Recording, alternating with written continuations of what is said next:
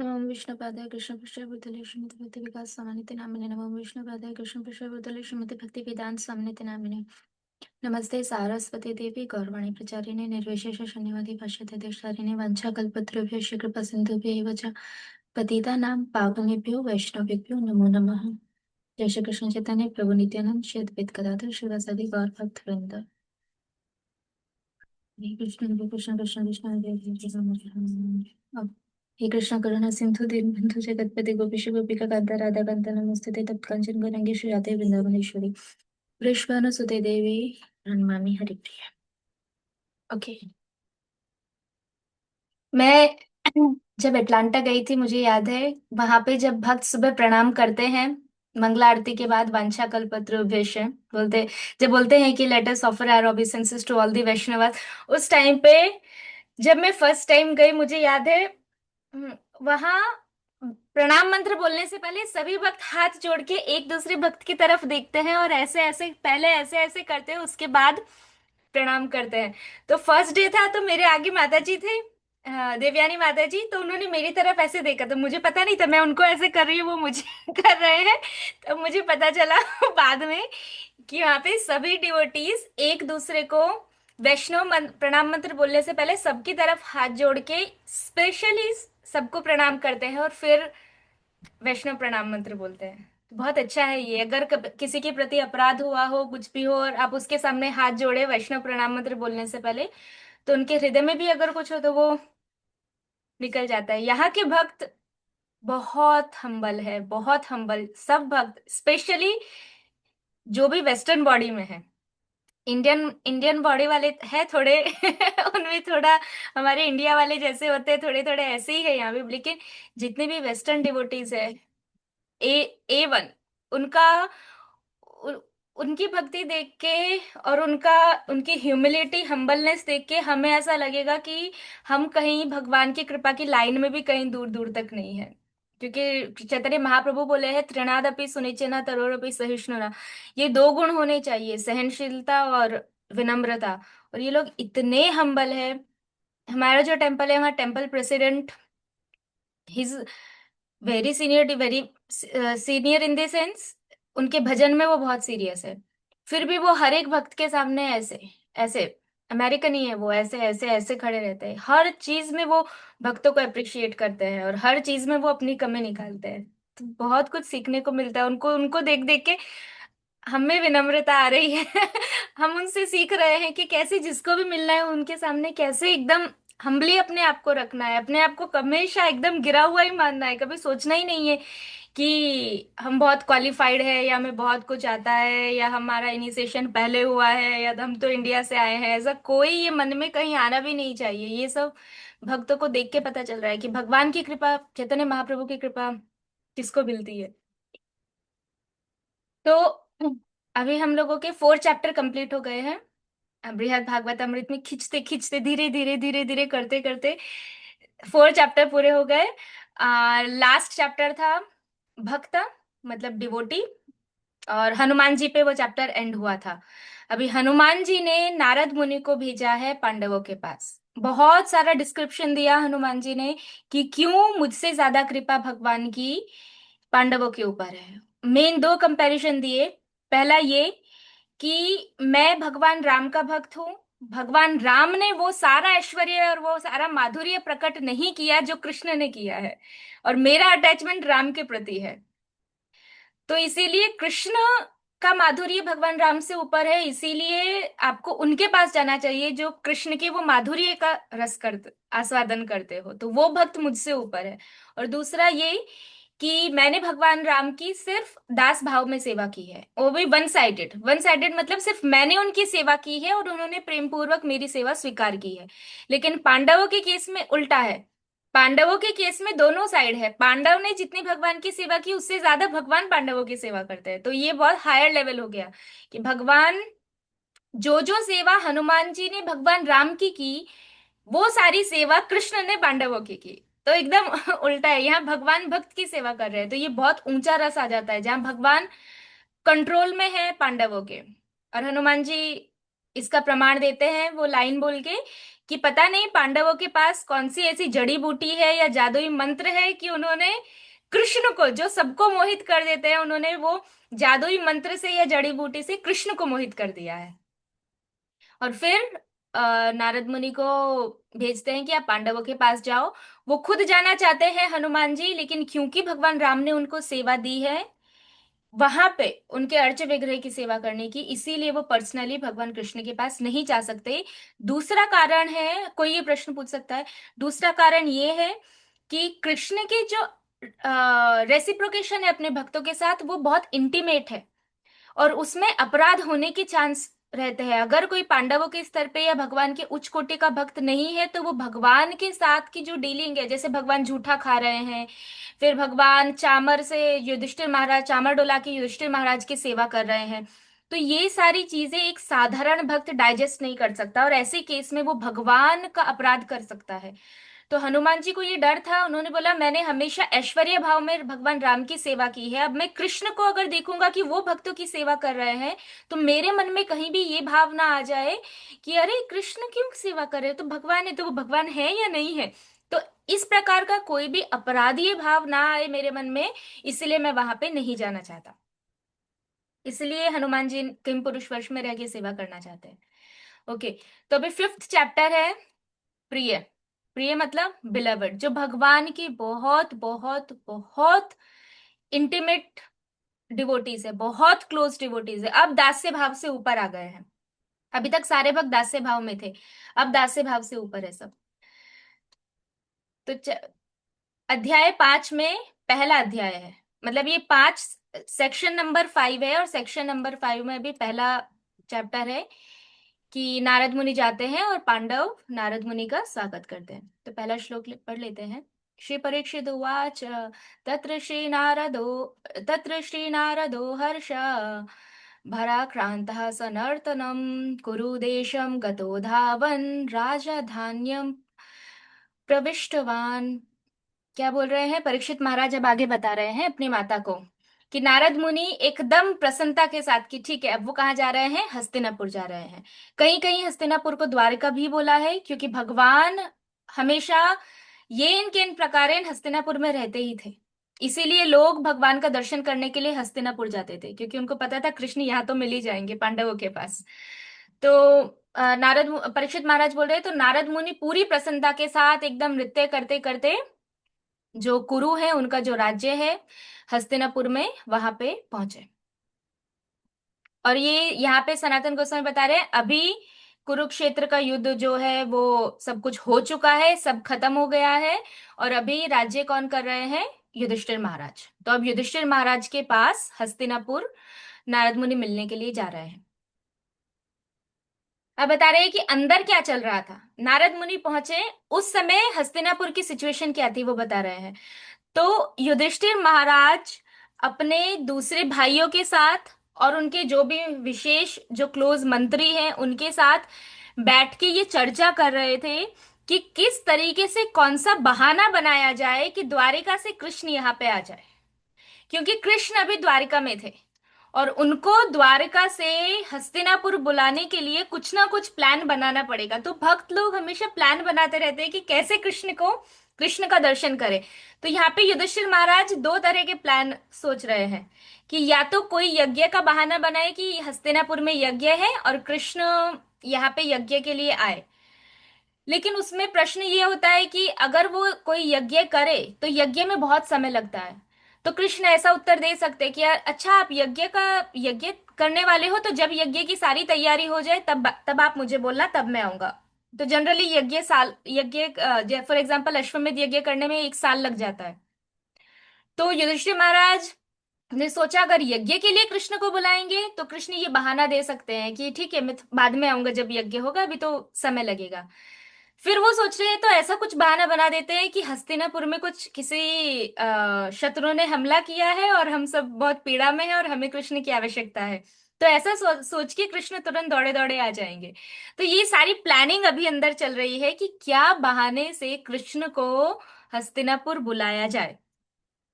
और ये चल ही रहा था, इतने में ही युधिष्ठिर महाराज को पता चला कि नारद मुनि आए हैं, तो जैसे ही उनको पता चला तो युधिष्ठिर महाराज अपनी पत्नी के साथ, अपनी माता के साथ, कुंती महारानी, अपने सभी भाइयों के साथ तुरंत खड़े हो गए और नारद मुनि का स्वागत करने के लिए आगे बढ़े। वही चीज यहाँ पे जो मैंने अभी बोली, दो कारण है, वो यहाँ पे सनातन गोस्वामी ने समझाया, वो मैंने पहले ही बता दिया। फिर बोलते हैं कि अब परीक्षित महाराज बता रहे हैं कि युधिष्ठिर महाराज बहुत उत्सुकता के साथ, क्योंकि नारद मुनि भगवान के परम भक्त है और ऋषि भी है, महर्षि भी है, सॉरी देवर्षि है, तो दौड़ते दौड़ते गए नारद मुनि का स्वागत करने के लिए। तो नारद मुनि के जैसे ही पास आए, नारद मुनि को प्रणाम करे उससे पहले नारद मुनि ने युधिष्ठिर महाराज को दंडवत प्रणाम कर दिया। और फिर युधिष्ठिर महाराज ने क्या किया, युधिष्ठिर महाराज के पास इतना ऐश्वर्य था, तो उन्होंने नारद मुनि की पूजा के लिए, क्योंकि जब भी घर पे कोई अतिथि आते हैं तो उनकी पूजा की जाती है, तो उन्होंने पूजा करने के लिए सारा जो भी साग सामग्री थी वो सब इकट्ठा किया ताकि नारद मुनि की पूजा कर सके। फिर आगे बोलते हैं, जैसे परीक्षित महाराज बता रहे हैं, जैसे सभी ने पहले नारद मुनि की पूजा की है, क्योंकि जहां जहां नारद मुनि गए हैं वहां वहां पे सभी भक्तों ने नारद मुनि का सम्मान किया है, अलग अलग प्रकार से उनकी पूजा की है। तो बोल रहे हैं कि यहाँ पे भी युधिष्ठिर महाराज सारा सामान लेके आए और अधिक लेके आए, क्योंकि युधिष्ठिर महाराज का ऐश्वर्य बाकी सभी भक्तों से ज्यादा था। तो वो सब लेके आए नारद मुनि की पूजा करने के लिए, लेकिन नारद मुनि ने क्या किया, नारद मुनि ने वो सारा पैराफर्नेलिया का जो सामान था पूजा करने का, वो युधिष्ठिर महाराज के हाथ से छीन लिया और छीन के उल्टा उनकी पूजा करने लगे। हम ये इमेजिन कर सकते हैं कि नारद मुनि गए, युधिष्ठिर महाराज आरती की थाल सब लेके आए उनकी पूजा करने के लिए, और नारद मुनि ने युधिष्ठिर महाराज की हाथ से वो थाल छीन ली और वापस उनकी पूजा करने लगे। और यहाँ पे बोला है सिर्फ युधिष्ठिर महाराज की नहीं, युधिष्ठिर महाराज के जो सर्वेंट्स थे उनकी भी पूजा करने लगे नारद मुनि। क्यों? क्योंकि वो पांडवों के सर्वेंट है। तो यहाँ पे उल्टा हो गया, बिल्कुल उल्टा। अब तक युधिष्ठ नारद मुनि की पूजा सब कर रहे थे, यहाँ पे नारद मुनि युधिष्ठिर महाराज की और पांडवों की पूजा करने लगे। वही चीज यहाँ पे बताई है कि उन्होंने युधिष्ठिर महाराज ने उनके हाथ से थाली छीनी और उनकी वापस पूजा करने लगे। और एक लाइन है कि यहाँ पे बता रहे कि परीक्षित महाराज की जो माता है उत्तरा, वो ये सब सुन रही है, तो उनको अंदर एक बहुत स्पेशल प्रकार का गर्व अनुभव हो रहा है। क्यों? क्योंकि वो पांडवों के परंपरा में है, वो पांडवों से डायरेक्टली रिलेटेड है। इसीलिए जब उनको पता चल, उन्होंने ये सुना कि नारद मुनि इतने महान भक्त होने के बाद नारद मुनि प्रणाम कर रहे हैं पांडवों को, वो भी दंडवत प्रणाम, और ऊपर से उनकी पूजा कर रहे हैं, तो कहीं ना कहीं उत्तरा को इस बात पे बहुत गर्व हुआ कि इन महान पांडवों के कुल में मैं हूं, ये सोच के। फिर आगे बोलते हैं कि फिर नारद मुनि ने बहुत लंबे समय तक वो सब कुछ जो हनुमान जी ने पांडवों के विषय में बताया था वो सब नारद मुनि ने बोलना प्रारंभ किया। ये परीक्षित महाराज बता रहे हैं कि उन्होंने बोलना प्रारंभ किया। वो क्या हरे बोलेंगे वो कृष्णा आगे। दीदी। हाँ बोलो हस्ती। सॉरी, डिस्टर्ब नहीं करना था, मुझे सिर्फ इतना पूछना है कि पहले नारद मुनि ने प्रणाम कर लिया था ना जब युधिष्ठिर महाराज प्रणाम हाँ करने गए थे। हाँ हाँ, पहले नारद मुनि ने कर दिया। तो फिर यहाँ पे बोला है कि जो भी हनुमान जी ने बोला था वो सारी की सारी चीजें और अपना एक्स्ट्रा ऐड करके नारद मुनि ने पांडवों का गुणगान करना प्रारंभ किया। और यहाँ पे बोलते हैं सनातन गोस्वामी कि नारद मुनि खुद तो गा तो रहे थे, लेकिन साथ में वो अपनी वीणा भी बजा रहे थे और पांडवों का गुणगान किए जा रहे थे। ये अभी तक जो भी बोल रहा है ये सब परीक्षित महाराज अपनी माता को बता रहे हैं कि ऐसा हुआ ऐसा हुआ। अब ये श्लोका से श्री नारद उवाच, अब यहां से परीक्षित महाराज बताएंगे कि नारद मुनि ने क्या बोला। उससे पहले बता दिया कि उन्होंने बहुत सारा गुणगान किया पांडवों का, अब बोलेंगे कि उन्होंने क्या गुणगान किया। तो अब वो श्लोक यहाँ से स्टार्ट होता है, श्री नारद उवाच, नारद मुनि बोलते हैं। अब नारद मुनि बोल रहे हैं युधिष्ठिर महाराज को और पांडवों को कि इस पूरी पृथ्वी पे वास्तव में देखा जाए तो आपसे बढ़ के भगवान की, आपसे बड़ा सौभाग्यशाली कोई नहीं है। क्योंकि जो जगन्नाथ है, जो सभी के नाथ है, जो भगवान है, सभी के जो ईश्वर है, वो आपके परम प्रिय मित्र है। वो आपके भगवान है, आपके गुरु है, वो आपके सगे संबंधी है, वो आपके मैटरनल कजिन है। क्यों? क्योंकि पांडव और कृष्ण कजिन ब्रदर्स है। वो आपके दूत है, आपके वेल विशर है, फिर आपकी आज्ञा का पालन करने वाले हैं और आपके सारथी है। ये सारी चीजें बोल रहे हैं कि ये सब कृष्ण आपके हैं। अब यहाँ पे सनातन गोस्वामी बता रहे हैं कि अब यहां से लेके आगे के नियरली 20-25 श्लोका में नारद मुनि सिर्फ कृष्ण की पांडवों के ऊपर क्या कृपा है, विशेष कृपा, उसका गुणगान करेंगे और वो पूरा उसका वर्णन करेंगे और फिर बाद में जाके आगे पांडव उसको रेफ्यूट करेंगे। और बोले क्योंकि ये सारी चीजें यहाँ पे गिनवाई है कि वो आपके गुरु है, आपके भाई है, आपके आज्ञा का पालन करते हैं, आपके दूत है, इन सब कारणों की वजह से ही पांडवों को इस पृथ्वी पे सबसे सौभाग्यशाली वैष्णव मानना चाहिए। ये सनातन गोस्वामी बता रहे हैं। और फिर बोला है कि ये जो मनुष्य शरीर है, सनातन गोस्वामी बोल रहे हैं, सनातन गोस्वामी भगवान की परम भक्त है। सनातन गोस्वामी बोल रहे हैं कि पृथ्वी लोक पे जन्म लेना सबसे सुटेबल है शुद्ध भक्ति करने के लिए। अगर कोई स्वर्ग लोक में है या तो फिर दूसरे उच्च लोकों में है, तो वहां पे भोग इतना है कि वो इतने अत्यधिक भोग के कारण जीव भगवान को याद कर ही नहीं सकता, वो वैराग्य उत्पन्न कर ही नहीं सकता। और अगर उसमें वैराग्य नहीं आएगा, भगवान की शुद्ध भक्ति नहीं आएगी, तो वो स्वर्ग से वापस पृथ्वी लोक पे आएगा, वो नीचे ही गिरेगा, वो वहां से ऊपर नहीं जाएगा। तो अगर कोई प्योर डिवोटी है और वो स्वर्गलोक जाता है, तो वो स्वर्गलोक से गोलोक जा सकता है। लेकिन अगर कोई शुद्ध भक्त नहीं है और वो स्वर्ग जाता है, तो वो स्वर्ग से उसके लिए ऊपर जाने की प्रगति करना बहुत डिफिकल्ट है। हम यहाँ पे एक्सपीरियंस कर सकते हैं, जब हम बहुत खुश है, हमारे पास सब कुछ है, वेरी नाइस फैमिली, ऑपुलेंस बहुत अच्छा है, जो इच्छा करे वो पूरी हो जाए, सब कुछ। तो ऐसी सिचुएशन में कृष्ण के प्रति विरह भाव उत्पन्न करना very difficult. Unless and until Krishna प्रेम नहीं है, वो विरह भाव उत्पन्न होगा ही नहीं। क्यों? क्योंकि जो विरह भाव उत्पन्न होगा कैसे? क्योंकि प्रेम, कृष्ण प्रेम हमारे अंदर है नहीं और बाकी मटेरियल चीजें हमारे पास सारी है। तो हम किस चीज के लिए कृष्ण को याद करेंगे? तो वो सिचुएशन होती है हेवनली प्लैनेट्स में, स्वर्गलोक में। बट अगर कोई शुद्ध भक्त है तो वो वहां से भक्ति करके जा सकता है। इसका एक एग्जाम्पल है, प्रभुपाद जी ने, एक सेकेंड,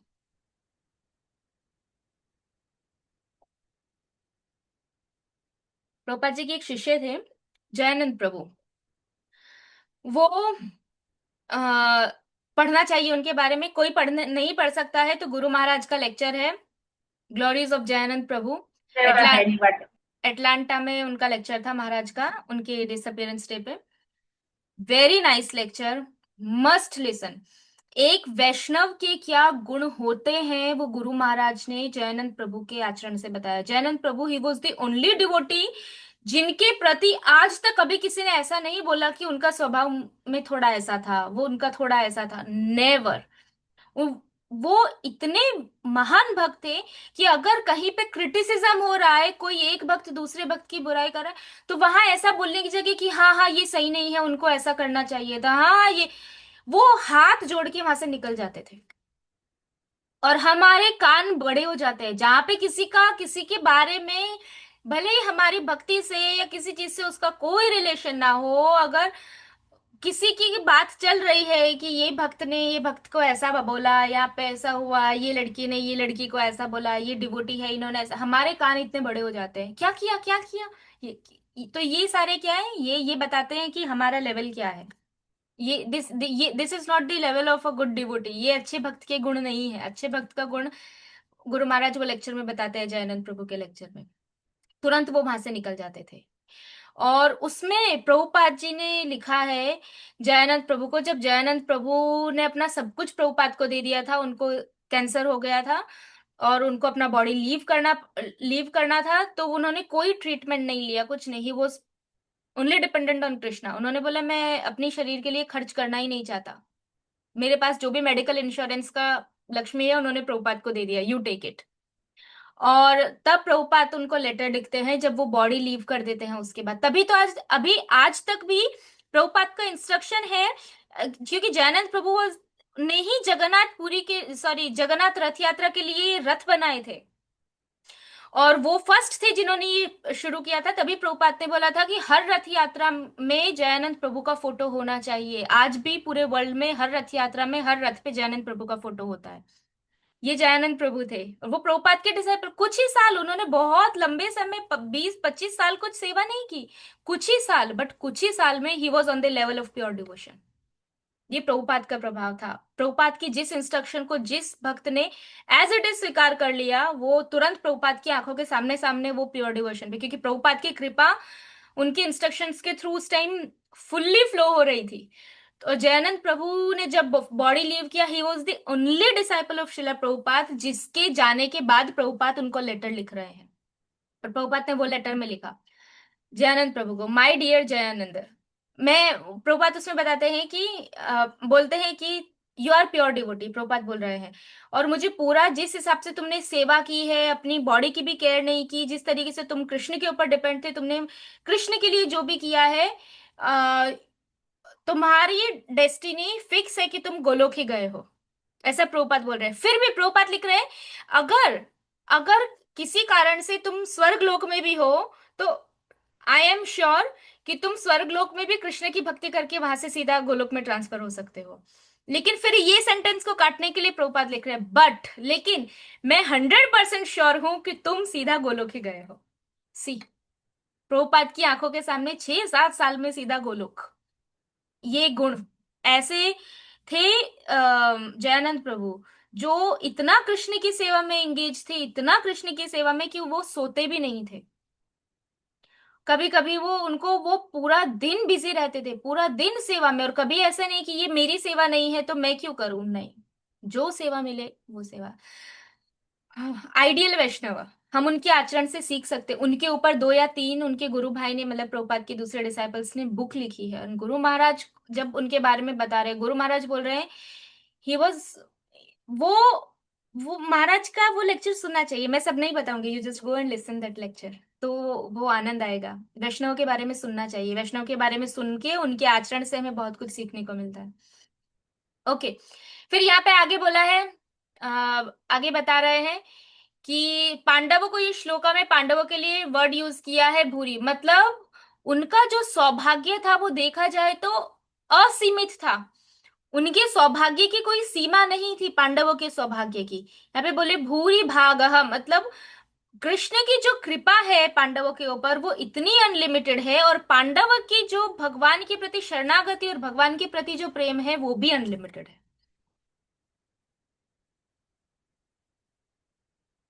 फिर बोला है कि देख, सनातन गोस्वामी बता रहे कमेंट्री में कि भले ही पांडवों के पास इतना ऐश्वर्य था, और वो दूसरे सारे जीवों के ऊपर दया करते थे, उनको सब जीवों के प्रति प्रेम था, उनका आपस में एक दूसरे के प्रति दया भाव था, प्रेम था, लेकिन फिर भी वो सब होते हुए भी उनका जो मेन फोकस था वो किस पे था?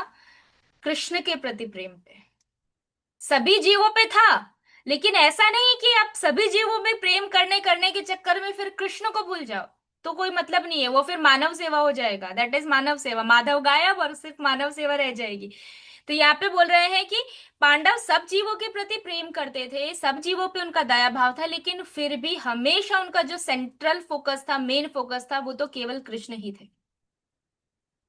और बोल रहे हैं इसीलिए पांडव जो है वो इतने भाग्यशाली हैं, क्योंकि वो ही कृष्ण जो देवकी के पुत्र है, जो पूरे ब्रह्मांड के मालिक है, जिनकी पूजा बड़े बड़े देवी देवता, जैसे यहाँ पे एग्जाम्पल दिया है, नारद मुनि बोल रहे हैं ब्रह्मा जी, शिव जी और सारे देवी देवता जिनकी पूजा करते हैं, वो कृष्ण ही केवल एकमात्र पांडवों के प्रेम के पात्र थे। कृष्ण के अलावा पांडव किसी और को वो प्रेम करते ही नहीं थे जो कृष्ण को करते थे। और अगर किसी और को करते थे तो सिर्फ इसलिए क्योंकि वो कृष्ण के रिलेटेड है, दैट्स इट। फिर यहाँ पे सब बताया है कि जो ऊपर श्लोका में बोल रहा है कि उन गुरु के रूप में उनकी पूजा करते थे, फिर उनको भगवान के रूप में, अपने स्वामी के रूप में, एक रक्षक के रूप में, अपने भाई के रूप में, इस प्रकार से पांडव कृष्ण की सेवा करते थे, और कृष्ण पांडवों की सेवा करते थे।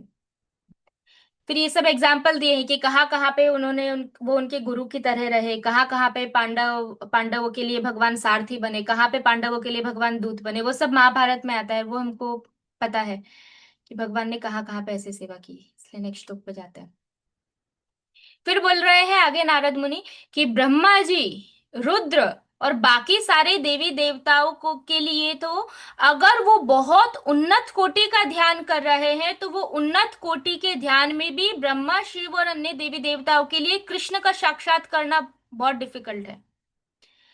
वो फिर आगे बोल रहे हैं केवल अगर कोई वेदों को या शास्त्रों को बहुत गहराई से और बहुत विशेष रूप से समझता है, उसका जो भी तात्पर्य है उसको, तभी भगवान को वो व्यक्ति जान सकता है। इसीलिए प्रभुपाद के परपट पढ़ना बहुत जरूरी है।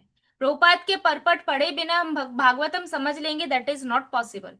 हम इतने उन्नत कोटि के भक्त नहीं है। यहाँ पे बोला है कि ब्रह्मा जी, शिव जी और बड़े बड़े देवी देवताओं के लिए ये चीज कठिन है, लेकिन अगर कोई बहुत गहराई से और सही तरीके से शास्त्रों का अध्ययन करता है तो भगवान को समझ सकता है। फिर आगे बोल रहे हैं नारद मुनि। कौन अनम्यूट है? हम्म,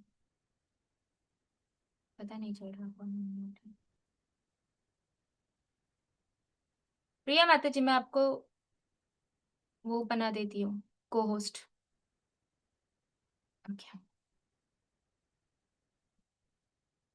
ठीक है। फिर आगे कहाँ थे हम लोग? हाँ, फिर आगे बोल रहे हैं कि नरसिंह भगवान, भगवान वामन और राघवेंद्र मतलब भगवान राम, बोल रहे हैं ये तो केवल कृष्ण के अंश है। ये हम नरसिंह भगवान, वामन भगवान, भगवान राम, ये सब कौन है? ये केवल कृष्ण के अंश है। यहाँ कितने डीप में बताया है कि और किसी की तो हम कृष्ण के साथ तुलना क्या करें कि वो कृष्ण के समान है, कोई भेद नहीं है। यहाँ पे भगवान के अवतार, विष्णु को भी छोड़ो, भगवान विष्णु का भी नहीं, यहाँ पे नरसिंह भगवान, वामन देव, भगवान राम को भी ऐसा बोला है कि वो भी कृष्ण के केवल अंश है। उनकी तुलना भी कृष्ण के कंपेयर में नहीं की है यहाँ पे ये श्लोका में। तो हमें पता होना चाहिए कि हम जो कृष्ण प्रेम के लिए, हमारा जो प्रयोजन है कृष्ण प्रेम, वो कोई साधारण चीज नहीं है। और अभी आगे जाके बताएंगे कि भगवान के सब अवतार कृष्ण प्रेम दे ही नहीं सकते। कृष्ण प्रेम केवल कृष्ण ही दे सकते हैं, और कोई दे भी नहीं सकता है। फिर यहाँ पे बताया है कि सनातन गोस्वामी बता रहे हैं कि बड़े बड़े देवी देवता भगवान की महानता, कृष्ण की महानता को सिर्फ थियोरेटिकली जानते हैं। क्यों? क्योंकि उन्होंने शास्त्रों में पढ़ा है या सुना है। लेकिन अभी तक ये देवी देवताओं ने कृष्ण प्रेम का आस्वादन भी प्रारंभ नहीं किया, मतलब उनको कृष्ण प्रेम भी, उनको भी अभी तक कृष्ण प्रेम नहीं मिला है।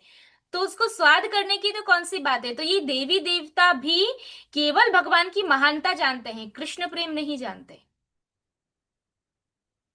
फिर आगे बोल रहे हैं कि जितने भी वैदिक शास्त्र है उसमें भगवान श्री कृष्ण का अनगिनत गुणगान है, भगवान की इतनी महिमा है, ये बताया है। फिर भी ऐसा बोला है, फिर भी वैदिक मंत्रों से या किसी भी तरह का हम कोई भी एक्सप्लेनेशन करें उससे फिर भी वास्तव में भगवान की जो सुंदरता है उसका वर्णन करना संभव नहीं है। भले ही हर जगह सिर्फ कृष्ण के बारे में है, फिर भी श्री कृष्ण का वर्णन करना शास्त्रों में 100% ये पॉसिबल नहीं है। इसीलिए बोला है कि अगर कोई वेदों का सीक्रेट परपट बोला है, मतलब जो गुह्य तात्पर्य है, अगर वो कोई उसकी खोज कर पाता है, कोई उसको पता लगा पाता है, तो वो कृष्ण के बारे में जान सकता है। लेकिन वो कैसे पता चलेगा? तो यहाँ बोलते हैं केवल कृष्ण के शुद्ध भक्तों की कृपा से। भगवान कृष्ण के शुद्ध भक्तों की कृपा से ही कोई वेदों का जो गुह्य तात्पर्य है वो प्राप्त कर सकता है। वरना कितने सारे लोग हैं जो वेदों का अध्ययन करते हैं, उपनिषदों का अध्ययन करते हैं, लेकिन अगर भगवान के शुद्ध भक्त की कृपा नहीं है तो वो वेदों में ही घूमते फिरते हैं। हाँ, वेद में ये है, वेद में ये है, वेद में ये, वेद में इकोनॉमिक्स के बारे में है, पॉलिटिक्स के बारे में है, उसमें वेपन्स के बारे में है, म्यूजिक के बारे में, यही सब में घूम फिर के रह जाते हैं। लेकिन जो मेन है कृष्ण को जानना है, ऐसे लोग कभी कृष्ण तक नहीं पहुंच पाते। लेकिन अगर शुद्ध भक्त की कृपा है तो वो लोग उस चीज को जान सकते हैं। फिर यहाँ भी बताया है ज्ञानी लोग जो होता है वो क्या करते हैं, वो नेति नेति, मतलब ये भी काम का नहीं है, ये भी काम का नहीं है, इसको छोड़ दो, इसको छोड़ दो, इसको छोड़ दो, वो वेदों को पढ़ते तो है लेकिन उसमें से ये भी नहीं, ये भी नहीं, ये भी नहीं, ये भी नहीं, ये सारी चीजों को वो लोग निगेट करते रहते हैं। मतलब ये सारी जो भी चीज काम की नहीं है, भौतिक जगत काम का नहीं है, ये कार काम की नहीं है, मोबाइल काम का नहीं है, ये पेड़ काम का नहीं है, जो चीज नहीं है उसको रिजेक्ट रिजेक्ट करते रहो। ये है। क्यों वो ऐसा करते हैं? क्योंकि उनकी उनका जो इंटरेस्ट होता है वो भगवान के निर्विशेष रूप में होता है। भगवान का जो निर्विशेष फीचर है उसमें कोई गुण नहीं है, कोई क्वालिटीज नहीं है, क्योंकि ब्रह्मन, ब्रह्मन की डेफिनेशन ही क्या है? ब्रह्मन का मतलब वो जिसमें कोई भी फीचर्स ना हो, कोई भी एट्रीब्यूट्स ना हो, कोई भी गुण ना हो, कोई भी क्वालिटी ना हो, दैट इज ब्रह्मन। तो यहाँ पे बोला है कि तो ज्ञानी लोग ये करते हैं, इसीलिए ज्ञानी लोग कभी भी वेदों का जो मुख्य मर्म है, जो मेन कॉन्फिडेंशियल चीज है कि कृष्ण को जानना, कृष्ण को जानना मतलब सिर्फ कृष्ण को जानना, मैं किसी अवतार की बात नहीं कर रहे हैं यहाँ पे, केवल कृष्ण को जानना, वो लोग नहीं, वहां तक नहीं पहुंच पाते।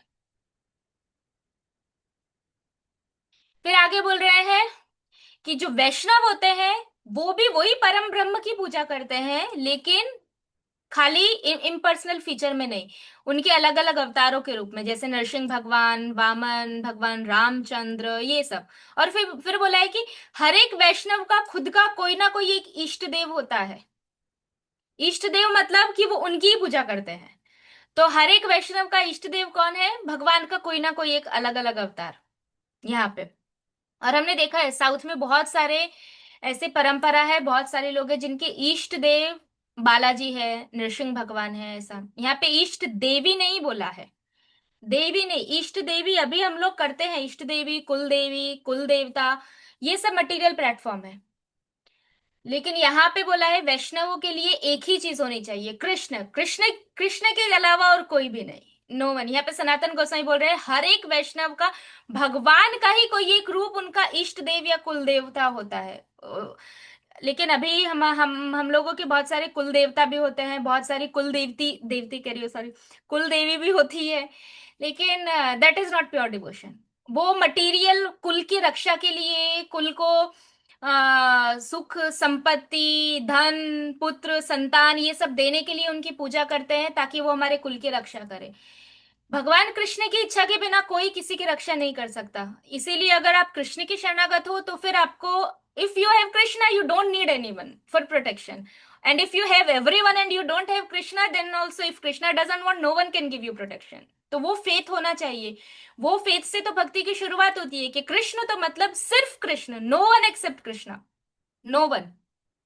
और उसमें भी फिर आगे जाके अलग अलग स्तर आते हैं कि ये भगवान के कृष्ण मतलब ब्रज वाले कृष्ण, तो that is only, no Dwarkadhish, no Lord Narasimha Dev, no Ramachandra, they are Krishna only, वो भी कृष्ण ही है। लेकिन वो जो उन्नत कोटि के, हमारा ये लेवल नहीं है, इसीलिए हम इमिटेट नहीं कर सकते अभी उनको। लेकिन जो भगवान की जिस रूप के प्रति रुचि उत्पन्न हो जाती है, जैसे हमने देखा हनुमान जी की भगवान राम के प्रति इतनी रुचि है कि उनको पता है कि भगवान राम से ज्यादा माधुर्य कृष्ण में है। भगवान राम ने अयोध्या में वो सारी लीला प्रकट नहीं की जो कृष्ण अभी मथुरा में और वृंदावन में कर रहे हैं, लेकिन फिर भी उनका अटैचमेंट भगवान राम के प्रति इतना है कि वो राम को छोड़ के कृष्ण के पास नहीं जा सकते। तो ये यहाँ पे बताया। फिर आगे बोला है, हाँ, अभी यहाँ भगवान के अवतारों का बोला है। सनातन गोस्वामी बोल रहे हैं कि भगवान की ये सारे अवतार, नरसिंह भगवान, राम, ये सभी उतने ही शक्तिशाली हैं जितने शक्तिशाली कृष्ण है। लेकिन फिर भी वो हर एक शक्ति जो कृष्ण दिखाते हैं, कृष्ण वो हर एक शक्ति का 100% प्रदर्शन कर सकते हैं। लेकिन भगवान के अलग अलग अवतार में वो सारी शक्तियां हैं, लेकिन वो 100% उसको प्रकट नहीं कर सकते। तो यहाँ पे बोला है केवल कृष्ण ही भगवान होने के जो गुण है वो 100% प्रदर्शित कर सकते हैं। भगवान के दूसरे जो अवतार है वो भी वो नहीं कर सकते। फिर इसीलिए सनातन गोस्वामी बता रहे हैं कि इसीलिए भगवान कृष्ण इस सुपीरियर, वो उनका जो स्तर है वो नरसिंह भगवान, भगवान वामन और भगवान राम उनसे भी ऊपर है।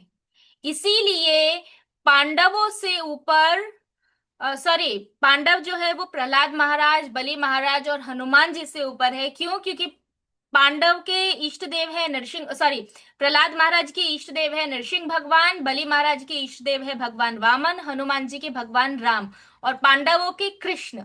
अब क्योंकि कृष्ण नरसिंह वामन और राम के ऊपर है गुणों में, उसी प्रकार गुणों में पांडव, प्रहलाद, बलि और बलि महाराज और हनुमान जी से ऊपर है।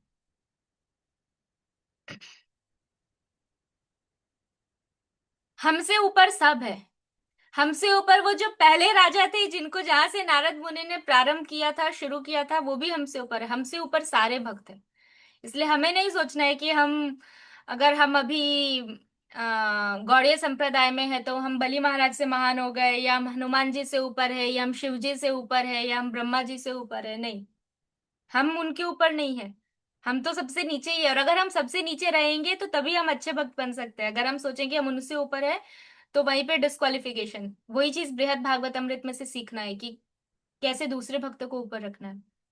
उसके आगे बोल रहे हैं कि भगवान के सारे जितने भी अवतार है, वो केवल उनके अंश के अंश है। बाकी सारे किसके अलावा? भगवान नृसिंहदेव, वामन, बलि महाराज, इनके अलावा बाकी के सारे हैं, वो सबके सब क्या है? वो भगवान के अंश के भी अंश के भी अंश है, ऐसा बताया है। और जो ब्रह्मा जी है, ब्रह्मा जी के जैसे जो देवता है, वो भगवान का केवल भौतिक ऐश्वर्य है, वो भगवान के अंश नहीं है। केवल भगवान का भौतिक ऐश्वर्य है कि भगवान जब सर्जन करना चाहते हैं तो वो किसी एक जीव को ब्रह्मा बनाते हैं और वो जीव सर्जन करता है। तो किस प्रकार से भगवान ब्रह्मा जी का सर्जन करते हैं, वो एक बहुत, भगवान का बहुत बड़ा ऐश्वर्य है। तो इस तरीके से हम यहाँ पे बताया कि इसलिए ब्रह्मा जी भगवान का एक भौतिक ऐश्वर्य है। और जो भौतिक प्रकृति है, दुर्गा देवी, माया देवी, वो भगवान की सेविका है, ऐसा बताया है। और वो हमेशा रेडी रहती है कि कब भगवान उनको इशारा करे कि अब तुम क्रिएशन करो, सर्जन करो, पालन करो, ये सारी चीजें।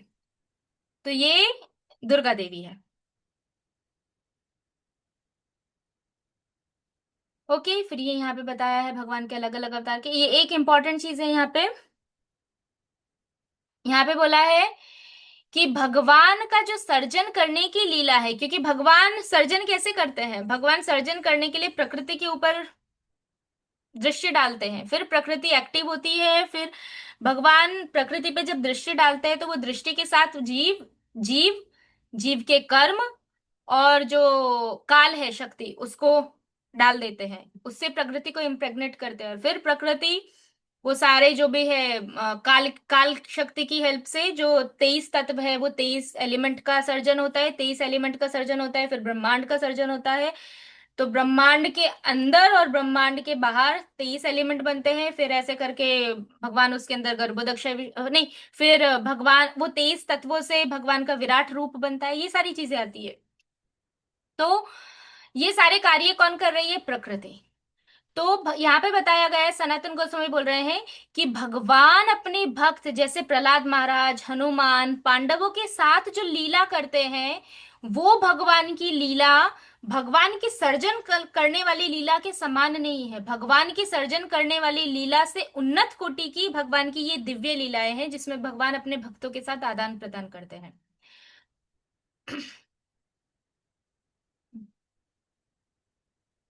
फिर यहाँ पे ये श्लोका श्रीमद् भागवतम में ब्रह्मा जी बोल रहे हैं नारद मुनि को कि मैं शॉर्ट में बता देती हूँ इसमें। ब्रह्मा जी बता रहे हैं कि इस भौतिक जगत में कोई भी जो हमको ऐसी पर्सनालिटी दिखती है जिसमें कोई विशेष गुण है, जैसे दक्ष प्रजापति, जो जैसे दक्ष प्रजापति है वो प्रजा उत्पन्न करने में टॉप मोस्ट है।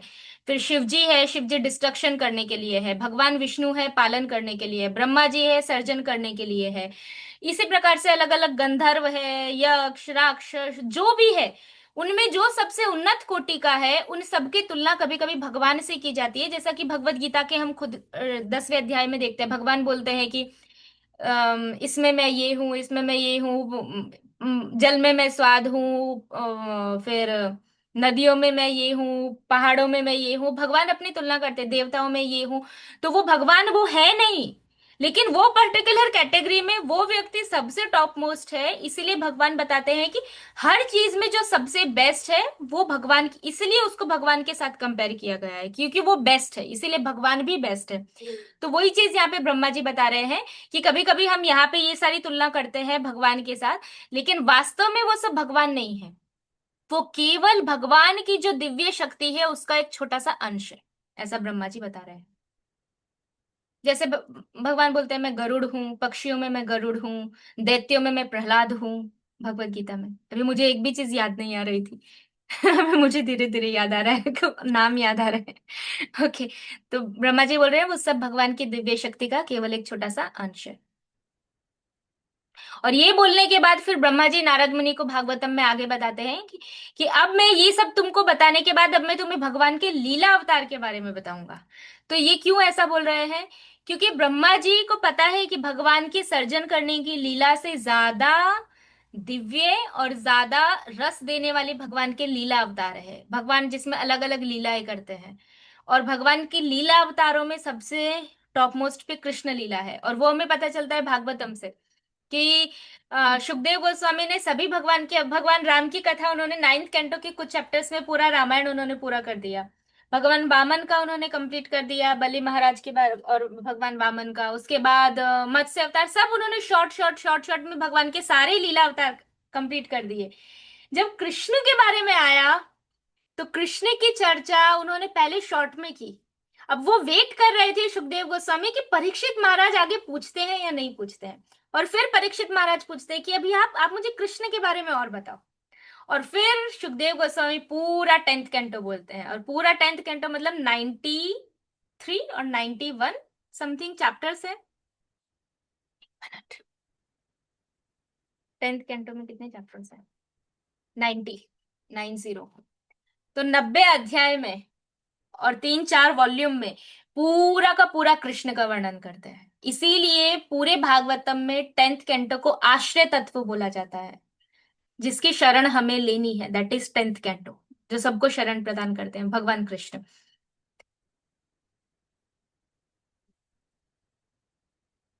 ओके, फिर यही जो मैंने अभी बोला कि ब्रह्मा जी भगवान की गुणावतार के बारे में बताते हैं और मटेरियल ऑपुलेंस के बारे में बताते हैं, वही जो कृष्ण ने भगवत गीता के 10वें अध्याय में बताया है। ओके, आगे। फिर एक और चीज बोल रहे हैं कि ये इंपॉर्टेंट है, यहाँ पे क्या बता रहे हैं कि ब्रह्मा विष्णु और शिव तीनों भगवान श्री कृष्ण के अवतार है, वो फिक्स है। लेकिन वो केवल और केवल, जैसे अभी ऊपर क्या बोला था कि ब्रह्मा जी भगवान का भौतिक ऐश्वर्य है, तो यहाँ पे सनातन गोस्वामी बता रहे हैं कि ब्रह्मा विष्णु शिव भगवान का ऐश्वर्य तो है, लेकिन उसके अलावा भी और कुछ है। अब वो बताते हैं वो और क्या है। तो बोल रहे हैं कि ब्रह्मा और शिवा केवल प्रकृति के 3 गुणों पे शासन करने के लिए, मतलब सर्जन और संहार करने के लिए ही नहीं है। ब्रह्मा और शिव जी एक भक्त का रोल भी करते हैं। वो एक भक्त की पोजीशन लेते हैं और भक्ति का प्रचार करने के लिए एक प्रीचर का रोल भी लेते हैं, और भगवान श्री कृष्ण का प्रचार करते हैं। इसीलिए कभी कभी उनको कृष्ण की विभूति, मतलब कृष्ण की जो पर्सनल इंकारनेशन से, उसमें उनको काउंट किया जाता है, भगवान श्री कृष्ण की शक्ति में काउंट किया जाता है। क्यों? क्योंकि वो भक्त है। इसीलिए भगवान और भक्त में कहीं कहीं पे भेद नहीं होता। जैसे प्रभुपाद जी बताते हैं कि जब हम भगवान की भक्ति करते हैं, यू आर प्योर डिवोटीज, जो शुद्ध भक्त है वो भगवान के समान है। क्यों? क्योंकि वो उनका चित्त 24 घंटे भगवान के प्रेम में रहता है, भगवान की सेवा में रहता है। वैसे ही ब्रह्मा जी और शिव जी जब एक भक्त का कार्य करते हैं और कृष्ण भक्ति का प्रचार करते हैं, उस समय उनको कृष्ण की शक्ति के रूप में प्रस्तुत किया जाता है। क्यों? क्योंकि वो भगवान के भक्त हैं। इसलिए नहीं कि ब्रह्मा जी शिव जी और ब्रह्मा जी और शिव जी कृष्ण के समान है, गुणों में समान है। यहाँ गुणों की बात नहीं हो रही है किसी चीज की, यहाँ पे बोला है क्योंकि वो भगवान के भक्त है, उस सेंस में। ओके।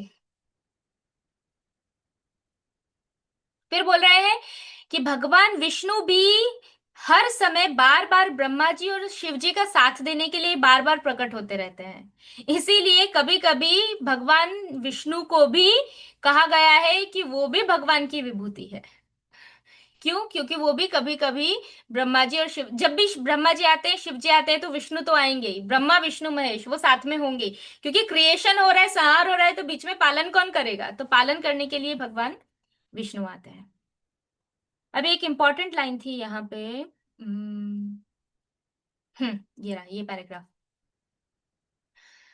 सनातन गोस्वामी बोल रहे हैं ये सारे भगवान के अवतार और भगवान की विभूति, भौतिक विभूति, मतलब किसकी बात कर रहे हैं यहाँ पे? ब्रह्मा जी की, शिव जी की, और ऊपरी तरफ से भगवान विष्णु। ये सब, इन सब का स्रोत क्या है, सोर्स क्या है? भगवान श्री कृष्ण। फिर आगे माया के बारे में बता रहे हैं कि माया कौन है, तो ये भौतिक जगत को जो कंट्रोल करती है दैट इज माया, दुर्गा देवी। लेकिन बोला है कि क्योंकि वो भौतिक जगत को कंट्रोल कर रही है, और दुर्गा देवी का लेना देना दिव्य शक्ति से नहीं है।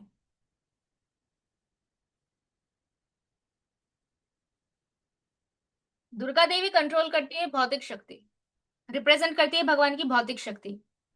राधा रानी या तो योग माया, वो रिप्रेजेंट करते लक्ष्मी जी, ये भगवान की दिव्य शक्ति है, इंटरनल पोटेंसी, जो भगवान की ये इंटरनल पोटेंसी है। और माया भगवान की एक्सटर्नल पोटेंसी है। तो इसीलिए, क्योंकि वो भगवान की माया एक्सटर्नल पोटेंसी है, इसीलिए यहाँ पे सनातन गोस्वामी बता रहे हैं, इसीलिए उनका भगवान के साथ कोई भी इंटीमेट लविंग रिलेशनशिप नहीं है। इंटीमेट लविंग रिलेशनशिप मत का मतलब माता पिता, या तो फिर जैसे पांडवों का है कजिन की तरह, या तो फिर एक भगवान के शुद्ध भक्त का होता है, जिसमें जैसे प्रहलाद महाराज का नरसिंह भगवान के साथ है।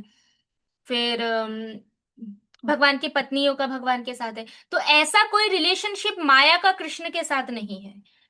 इसीलिए वो भगवान की एक सेविका, यहाँ मेड सर्वेंट बोला है, मतलब इसीलिए क्योंकि उनका ऐसा रिलेशनशिप कृष्ण के साथ नहीं हो सकता, क्योंकि वो भौतिक शक्ति है, इसीलिए वो भगवान की सेवा एक सेविका के रूप में करती है। फिर लिखा है कि भगवान के जो गुणावतार है उनसे पहले वो प्रकट होती है, क्योंकि भगवान के गुणावतार का कार्य कब प्रारंभ होता है? जब सर्जन हो जाता है उसके बाद, मतलब सर्जन करने के लिए। इसलिए प्रकृति पहले से ही रहती है, हमेशा से प्रकृति कार्णदक्ष विष्णु के साथ ही रहती है, ऐसा बोला है। Okay, next. दो श्लोका ले लेते हैं, मुझे लगा था ये पूरा हो जाएगा बट अभी तो बहुत सारा है। ओके, फिर आगे बता रहे हैं सनातन गोस्वामी कि जब ब्रह्मा जी और बाकी सारी देवी देवता पृथ्वी माता की पुकार सुन के कि उनको पीड़ा हो रही है और अभी भगवान को आना चाहिए पृथ्वी का भार कम करने के लिए, तो वो सभी के सभी क्षीर क्षीर सागर के पास गए। और क्षीर सागर के पास जाके सभी देवी देवताओं ने बहुत स्ट्रिक्ट, बहुत स्ट्रिक्ट को क्या बोल सकते हैं, कठोर कठोर नियमों का पालन किया। उन्होंने भगवान के लिए बहुत सारे भगवान से प्रार्थनाएं की, जैसे उन्होंने पुरुष सूक्त बोला। फिर उन्होंने पूरे कंसंट्रेशन के साथ भगवान का मेडिटेशन किया, भगवान का ध्यान किया। लेकिन ये सब करने के बाद भी उनको भगवान की कृपा नहीं मिली। कैसे पता चलता है? क्योंकि भगवान प्रकट नहीं हुए। देवी देवताओं ने ट्राई किया, लेकिन कोई भी देवता, सॉरी, कोई भी देवता के प्रार्थना सुनने के बाद भी भगवान वहां पे प्रकट नहीं हुए। वो चीज यहाँ पे बता रहे हैं। पृथ्वी माता के लिए जब सभी देवी देवता वहां पे गए तो उन्होंने पुरुष सूक्त रिसाइट किया, और दूसरे जो वैदिक मंत्र है, प्रार्थनाएं हैं, वो भी की भगवान की प्रसन्नता के लिए। और अपने बाह्य और जो आंतरिक सभी इंद्रियों को भगवान में फिक्स करने का प्रयास किया। लेकिन इतना करने के बाद भी भगवान संतुष्ट नहीं हुए। वो संतुष्ट नहीं, इतने संतुष्ट भी नहीं हुए कि उन्होंने एक शब्द भी नहीं बोला और उनकी प्रार्थनाएं स्वीकार की हो उसका कोई हिंट भी नहीं दिया। भगवान ने कोई रिस्पॉन्स ही नहीं दिया उनकी प्रार्थना सुनने के बाद। बता दें ये किस में आता है? 10th कैंटो के फर्स्ट चैप्टर में, या कृष्ण बुक के फर्स्ट चैप्टर में ये आता है।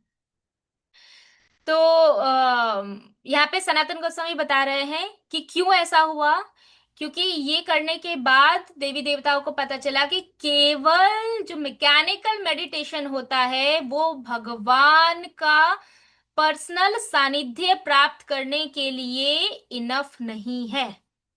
अगर कोई मैकेनिकली चैंटिंग कर रहा है, हम मैकेनिकली भगवान की सेवा करें, ये इंपॉर्टेंट है, इस पे हम थोड़ा डिस्कशन करेंगे, क्योंकि ये हम करते हैं इसलिए। तो जो चीज हम करते हैं उस पे डिस्कशन होना जरूरी है। यहाँ पे क्लियर बोला है मैकेनिकल मेडिटेशन मतलब, ओके, भगवान विष्णु का ध्यान करना है, आंख बंद करके भगवान विष्णु को देख रहे हैं, ठीक है, भगवान विष्णु का प्रेयर्स ऑफर कर रहे हैं, ये सब क्या हुआ? मैकेनिकल। मन को कंट्रोल करने की कोशिश कर रहे हैं, मैकेनिकल। एक्सटर्नली बॉडी को परफेक्ट रखा है, अच्छे से बैठे हैं, मैकेनिकल। ये सारी चीजें मैकेनिकल में आती है। तो अगर इस तरीके से हम मैकेनिकल सेवा कर रहे हैं, मैकेनिकल जप कर रहे हैं, जप में भी क्या, हाथ चल रहे हैं, फिंगर्स चल रही है बीड्स पे, मुंह चल रहा है, कान भी शायद चल रहे हैं, लेकिन भगवान की प्रसन्नता के लिए जो हृदय हृदय जो भगवान में अटैच होना चाहिए वो अटैचमेंट नहीं है, तो वो मेडिटेशन या वो चैंटिंग या वो सेवा मैकेनिकल है। तो यहाँ क्लियर बोल रहे हैं सनातन गोस्वामी की, इस तरीके का मैकेनिकल भजन करके आप कभी भी भगवान का पर्सनल एसोसिएशन प्राप्त नहीं कर सकते। देवी देवताओं को नहीं मिला, जो देवी देवता कितनी बार भगवान का दर्शन कर चुके हैं, वो देवी देवताओं को यहाँ ध्यान और इतनी प्रेयर्स करने के बाद भगवान उनके सामने प्रकट नहीं हुए, तो हमारा तो क्या कहना है। हमारा तो हम देवी देवताओं से तो ऊपर अभी तो है नहीं, अभी तो हमारा वो लेवल है नहीं। शुद्ध भक्त जो है वो ऊपर है, Prabhupada, Prabhupada he was above demigods. जो प्रभुपाद जी के शुद्ध भक्त है, they are about demigods, but हम नहीं है, because we are not pure devotees, हम शुद्ध भक्त नहीं है अभी। तो हम कभी कभी भगवान की सेवा करते हैं, हम रीडिंग कर रहे हैं, हम हियरिंग कर रहे हैं, कुछ भी कर रहे हैं, तो हर चीज में नोटिस करना चाहिए कि वो मैकेनिकल है या नहीं है। चैंटिंग का तो सबको पता है, मैकेनिकल चैंटिंग क्या है, बहुत सुनते हैं। सेवा भी मैकेनिकल होती है, भगवान की आरती कर रहे हैं, प्रेयर्स गा रहे हैं, संसार दावा नलली ढलो का, पर मुंह मुंह से गा रहे हैं, हाथ से आरती हो रही है भगवान की, but we are not meditating on the meaning of samsara दावा नलली ढलोगा। उसका मतलब है कि कब वो मैकेनिकल नहीं होगा कि you are offering prayer and you are meditating and you are praying, और उस टाइम पे कृष्ण को प्रेयर कर रहे हैं, अपनी हम्बल पोजीशन में रह के भगवान से और भगवान के भक्तों को प्रार्थना कर रहे हैं कि कृष्ण आप ही मेरे प्रभु हो, आप ही मेरे स्वामी हो, only you can protect me, आप मुझे शुद्ध भक्ति दो। मैं ये भौतिक जगत में मैं मुझे मुझे कोई उम्मीद नहीं है कि यहाँ मुझे कृष्ण प्रेम कहाँ मिलेगा, आप कृपा करो कि आपके भक्तों की कृपा से मुझे कृष्ण प्रेम मिले, मुझे आपकी शुद्ध भक्ति करनी है। और ये जब हम बोलते हैं तो वो भी मैकेनिकल होता है, ये मेरा रियलाइजेशन है। हमारी प्रेयर्स भी मैकेनिकल होती है, हम कभी कभी बहुत प्रे करते हैं बट वो भी मैकेनिकल हो जाता है। और ये हम कैसे रियलाइज कर सकते हैं कि फॉर एग्जाम्पल हमें कोई चीज बहुत डेस्परेटली चाहिए, या हमारी फैमिली मेंबर में किसी को बहुत क्लोज को कुछ हो गया, उस टाइम पे हम भगवान को प्रे कर रहे हैं, और उस टाइम पे हमारी इतनी सिंसियर प्रेयर होती है क्योंकि हमें वो चीज बहुत डेस्परेटली चाहिए, मतलब चाहिए ही चाहिए। तो उस टाइम पे हमारी प्रेयर्स में वो हमारी साथ, जैसे प्रभुपाद बोलते हैं कि एक बच्चा अपनी माता के लिए कैसे रोता है, उस टाइम पे वो बच्चे की सिचुएशन क्या है, उसको उसके माता के अलावा कुछ भी नहीं चाहिए। तो जब हम भगवान की सेवा करते हैं, चैंटिंग करते हैं, या तो हम रीडिंग कर रहे हैं, हियरिंग कर रहे हैं, आरती कर रहे हैं, कुछ भी कर रहे हैं, उस समय भी ये ही भाव होना चाहिए। जैसा एक बच्चे को अपनी माँ के प्रति होता है और वो बच्चा अपनी माँ के लिए कैसे रो रहा है, वैसे हमें कृष्ण के लिए रोना है, तो वो तब वो चीज जाके मैकेनिकल नहीं होगा। वरना हम कभी प्रेयर करते हैं, कृष्ण आप ये करो, कृष्ण ये करो, कृष्ण ये करो, लेकिन अंदर से कोई भाव ही नहीं है, वो अंदर से आ ही नहीं रहा है। और हम अपने आप को बहुत अच्छे से जज कर सकते हैं कि ये हमारा जेन्युइन प्रेयर है या नहीं है।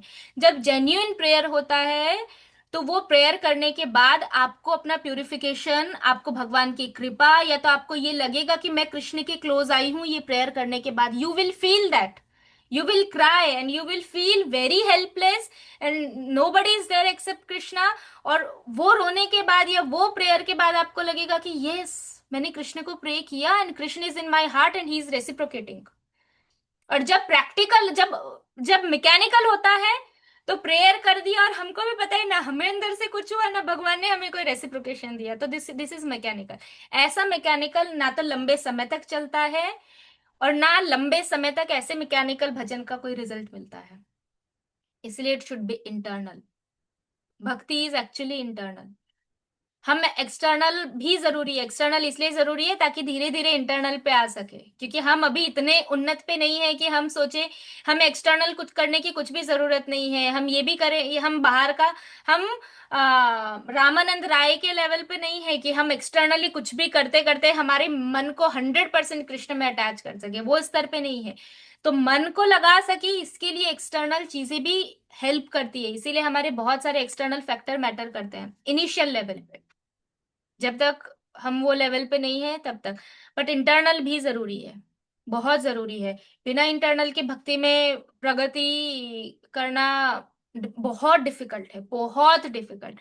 अनलेस एंड अनटिल, वरना वही सिचुएशन होगी कि आपको लगेगा कि मैं इतने साल से भजन कर रही हूँ, 20 साल हो गए, 25 साल हो गए, 10 साल हो गए, अभी तक भी कृष्ण के प्रति अटैचमेंट क्यों नहीं है? अटैचमेंट नहीं आएगा। अटैचमेंट तभी होगा जब इंटरनल भजन होगा, पूरा टाइम कृष्ण के बारे में। और प्रेयर्स, प्रेयर्स करो जब तक हमें हमें हमें हमारी दयनीय अवस्था, हमें हमारी दयनीय सिचुएशन के बारे में हम इतने श्योर नहीं है, हम उसको भी अपनी सिचुएशन को दयनीय नहीं मान रहे हैं, तो हम भगवान को प्रार्थना कैसे करेंगे? गोपियां थी, उनको पता था, वो भगवान की इतने सेपरेशन में थी, वो हर सेकंड वो सेपरेशन अनुभव करती थी। भक्ति विनोद ठाकुर के भजन है, भक्ति विनोद ठाकुर अपने हर भजन में ये चीज बोल रहे हैं कि अपनी दयनीय अवस्था। तो हमें पहले ये तो रियलाइज करना पड़ेगा कि we are not in a very good position. हमारे पास मटीरियली भी है but we don't have Krishna. तो ये कृष्ण नहीं होना ही सबसे बड़ी दयनीय अवस्था है। और हमारे पास कृष्ण नहीं है, एक्चुअली में कृष्ण है बट हम रियलाइज नहीं कर पा रहे हैं कि कृष्ण है।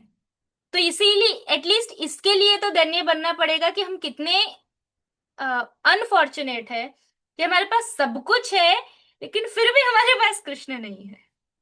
प्रभुपाद बोलते हैं कि जिसके पास, जिसको कृष्ण के बारे में कुछ नहीं पता, कुछ नहीं, वो तो दुर्भाग्यशाली है।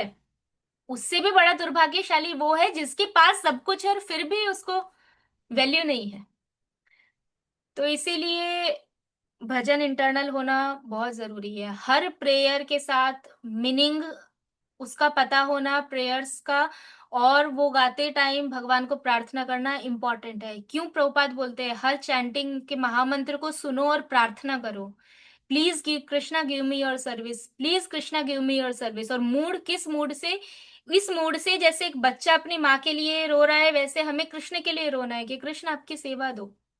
और जब भगवान सेवा दे तो फिर वो सेवा को भगवान का प्रसाद समझ के वो सेवा करना, बोझ समझ के नहीं, प्रसाद समझ के कि भगवान की कृपा से सेवा मिली है। रोज ये गुरु महाराज एक चीज बोलते हैं, महाराज बोलते हैं somebody is chanting, in for example after Mangala aarti they are chanting their rounds in the temple, और फिर वो जप कर रहे हैं और कोई आता है भक्त कि प्रभु एक सेवा है, आप ये सेवा कर दो। और फिर वो भक्त बोलता है प्रभु कांट यू सी, आपको दिख नहीं रहा है प्रभु मैं जप कर रहा हूँ, मैं जप कर रहा हूँ प्रभु, मैं जप में भगवान से सेवा मांग रहा हूँ, आप मुझे डिस्टर्ब कैसे कर रहे हो प्रभु, मैं सेवा मांग रहा हूँ जप में। और वो बोल रहे हैं प्रभु सेवा है, आप सेवा करो, प्रभु मैं जप कर रहा हूँ, मुझे जप में सेवा चाहिए। तो महाराज महाराज एक ह्यूमरस वे में बता रहे थे कि जब में सेवा मांग रहे हैं और जब सेवा आ रही है तो बोल रहे हैं आपको पता नहीं है प्रभु आप मुझे डिस्टर्ब कर रहे हो, मैं जप कर रहा हूँ। तो ये चीज है, तो भगवान की सेवा भी भगवान की कृपा है, बट वो उस भाव से करना बहुत जरूरी है।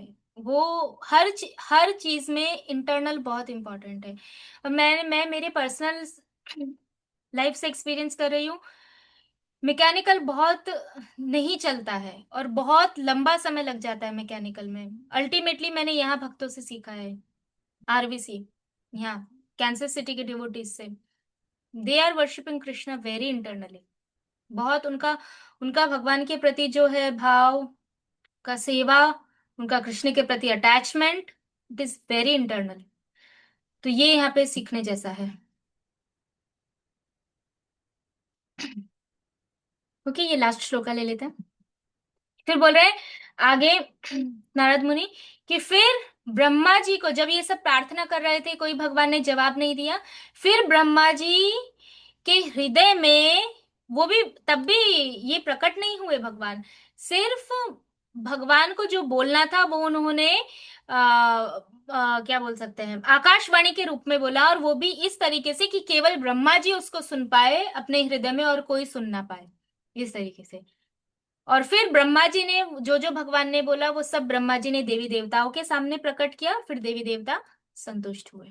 अब यहाँ पे सनातन गोस्वामी बोल रहे हैं, हाँ, क्योंकि भगवान की अगर कोई पूजा करता है तो वो कभी व्यर्थ नहीं जाती। लेकिन हम यहाँ पे देख रहे हैं कि देवी देवताओं को भगवान ने कोई उत्तर नहीं दिया। क्यों नहीं दिया?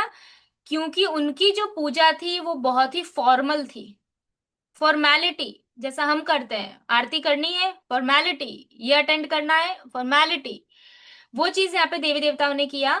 और रेवरेंशियल मतलब बहुत आदर भाव से, ओके ये भगवान है, भगवान है, भगवान है, सिर्फ वो भाव में, ये मेरे कृष्ण है, ये मेरे प्रभु है, ये मेरे कृष्ण है, ये मेरा मेरा भाव नहीं, मेरा भाव आना बहुत जरूरी है कृष्ण के प्रति। मेरा भाव नहीं आएगा वो जब तक, तब तक भगवान से पर्सनल रिलेशनशिप मेंटेन करना पॉसिबल नहीं है। मेरे कृष्ण वो आना चाहिए। भगवान सबके हैं, लेकिन हमारा खुद का भगवान के साथ पर्सनल रिलेशन होना चाहिए। तो क्योंकि देवी देवताओं का इस तरीके से था, इसलिए भगवान ने सोचा कि ठीक है, मैं उनको व्यक्तिगत रूप से जाके उत्तर नहीं दूंगा। इसीलिए उन्होंने ब्रह्मा जी की स्वीकार की, और क्योंकि ब्रह्मा जी ने बाकी सारे देवी देवताओं के कंपेयर में अच्छे से प्रार्थना किया था, इसीलिए उन्होंने ब्रह्मा जी को चुना और ब्रह्मा जी के हृदय में बोला कि हाँ मैं आऊंगा। आप सारे देवी देवताओं को बोल दो कि यदु डायनेस्टी में जाके और वृंदावन में जाके प्रकट हो जाए वहां के वासियों के रूप में, और फिर मैं और बलराम जी वहां पे आएंगे, ऐसा। ठीक है, ये उसका भागवतम का प्रमाण है। वही चीज जो मैंने अभी बोली कि भगवान ने बोला, क्या बोला कि मैं वसुदेव के पुत्र के रूप में बहुत जल्दी प्रकट होऊंगा, इसीलिए आप सभी देवी देवता अपनी पत्नियों को बोल दो कि आप भी भगवान की सेवा के लिए वहां पे प्रकट हो जाए, गोपियों के रूप में, अलग अलग स्त्रियों के रूप में। ओके, ये भागवतम का कुछ प्रमाण, ठीक है, यहाँ तक रखते हैं। फिर नेक्स्ट टाइम कंटिन्यू करेंगे, बहुत लंबा है ये भी आगे।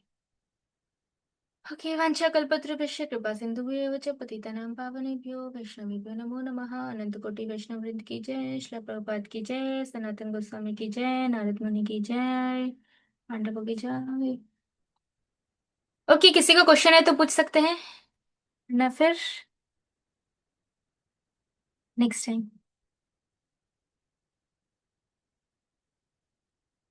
ओके, हरे कृष्ण।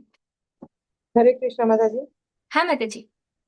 क्वेश्चन नहीं है, जस्ट अभी जो निर्जला एकादशी के दिन 128 राउंड हमने जो जपा ग्रुप आनंद वृंदावन प्रभु जी के साथ किया था ना, हाँ।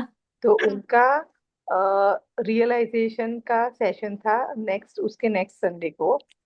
तो उसमें काफी भक्तों ने अपना मतलब हृदय खोल के उन्होंने जो एक्सपीरियंस शेयर किया ना, वो सबको सुनना चाहिए कि जपा से मुझे ऐसा लगता है कि मैं बहुत अच्छी हूँ और मेरे में कोई दुर्गुण नहीं है। बोलने के लिए तो मैं बोलती हूँ कि हाँ मैं पतित हूँ, मैं तो ऐसी हूँ वैसी यस, हूँ, लेकिन मैकेनिकल। अंदर तो मैकेनिकल, इसीलिए मुझे वो मैकेनिकल आप वर्ड बोले ना, तो प्रभु जी ने वही बोला कि मैकेनिकल नहीं करना। तो वो एक्चुअली मैकेनिज्म वहां उस ग्रुप में सबका निकल रहा है। कुछ लोग शेयर कर रहे, कुछ लोग नहीं शेयर कर रहे, लेकिन उनमें उनमें कुछ प्रभु जी और माता जी ने जो शेयर किया ना, वो बोल भी नहीं पा रहे थे माता जी। उतना उन्होंने अपना हृदय खोल के रख दिया कि मैं कितनी खराब हूँ आप इमेजिन भी नहीं कर सकते हो। और आपको लगता है कि मैं सेवा कर रही हूँ, लेकिन मैं अपने माइंड को वहां से हटाने के लिए ये कर रही हूँ। इतने इतने जबरदस्त एक्सपीरियंस उन्होंने शेयर किया है ना, वो just and just because of chanting, and that is also along with the devotees association माता जी। उन्होंने इतना स्ट्रिक्ट कर दिया है, जैसे मैं लिखती हूँ कि 2 मिनट्स में मैं आती हूँ वापिस, अगर मैं नहीं आई ना तो वो कॉल कर देंगे। बहुत बहुत स्ट्रिक्ट है। और मेरा तो उनकी वजह से ही टिका हुआ है, नहीं तो मेरे लिए तो पॉसिबल ही नहीं है कि मैं कुछ भी कर पाऊँ। बहुत बहुत मैं वो शेयर करूंगी ग्रुप में, और मैं सबको रिक्वेस्ट करती हूँ कि ये वो डेफिनेटली देखना चाहिए, क्योंकि आज आपने जो लेक्चर दिया ना कि हमको मैकेनिज्म सब चलता है और इंटरनल साधना करोगे तो ही आप ग्रो कर पाओगे, मैकेनिकल बहुत लंबा चलेगा। तो वो मैकेनिज्म वहां से सब डिवोटीज का कैसे निकलता है, हम्म। वो पूरा एक्सपीरियंस सबने शेयर किया है।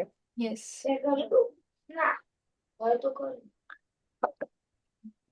थोड़ा और सही बोल रही है नव्या, ऐसा बोल रही है कि तूने किया था, ऐसा बोल रही है, शी इज आस्किंग मी कि मैंने किया था।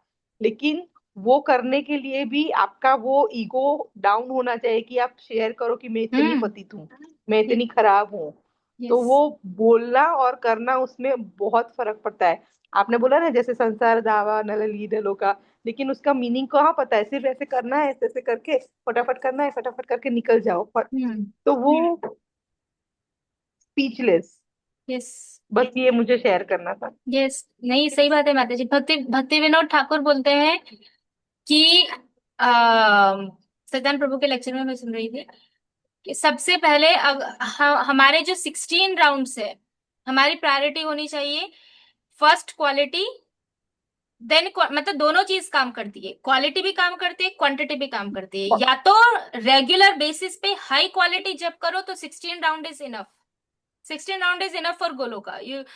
और अगर आपकी 16 राउंड्स भी क्वालिटी में नहीं हो रहे, then you chant 64 rounds daily.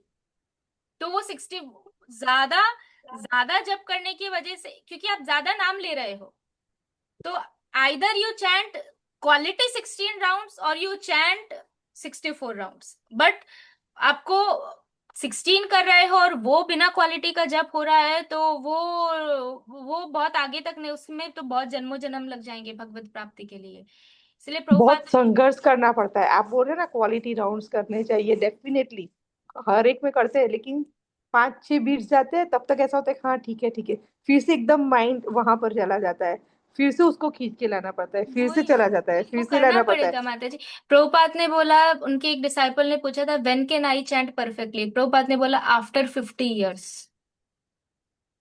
50 years, not 5 years. तो वो टाइम करते लगेगा, हैं बट टाइम का 50 साल के बाद भी कब होगा, जब उसने पहले पिछले 50 साल वो किया होगा तब। अभी वो हम तब। ऐसा सोचे कि अभी कि चलो अभी तो 20 साल के बाद मैं परफेक्टली अच्छा जब कर पाऊंगी कांस्टेंट, तो पर वो 20 साल बाद आप तब कर पाओगे जब आपने ये 20 साल किया है, तब वो 20 साल वाला टाइम आएगा। वरना टाइम ये चला जाएगा, फिर 20 साल बाद तो आप यहीं के यहीं रहोगे, क्योंकि आपने पिछले 20 साल कुछ किया ही नहीं है, तो वो that will be neophyte position. तो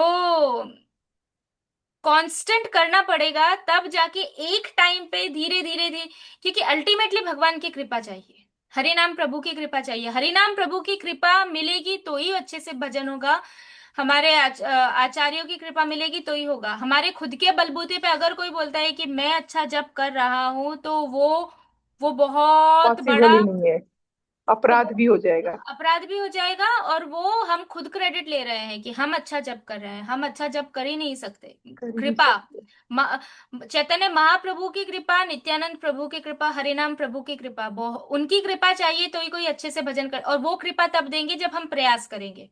अब कोई बैठा रहे कि हाँ जब उनकी कृपा होगी तब हम करेंगे, तो ऐसे नहीं होने वाला है। आपको तो प्रयास करना पड़ेगा।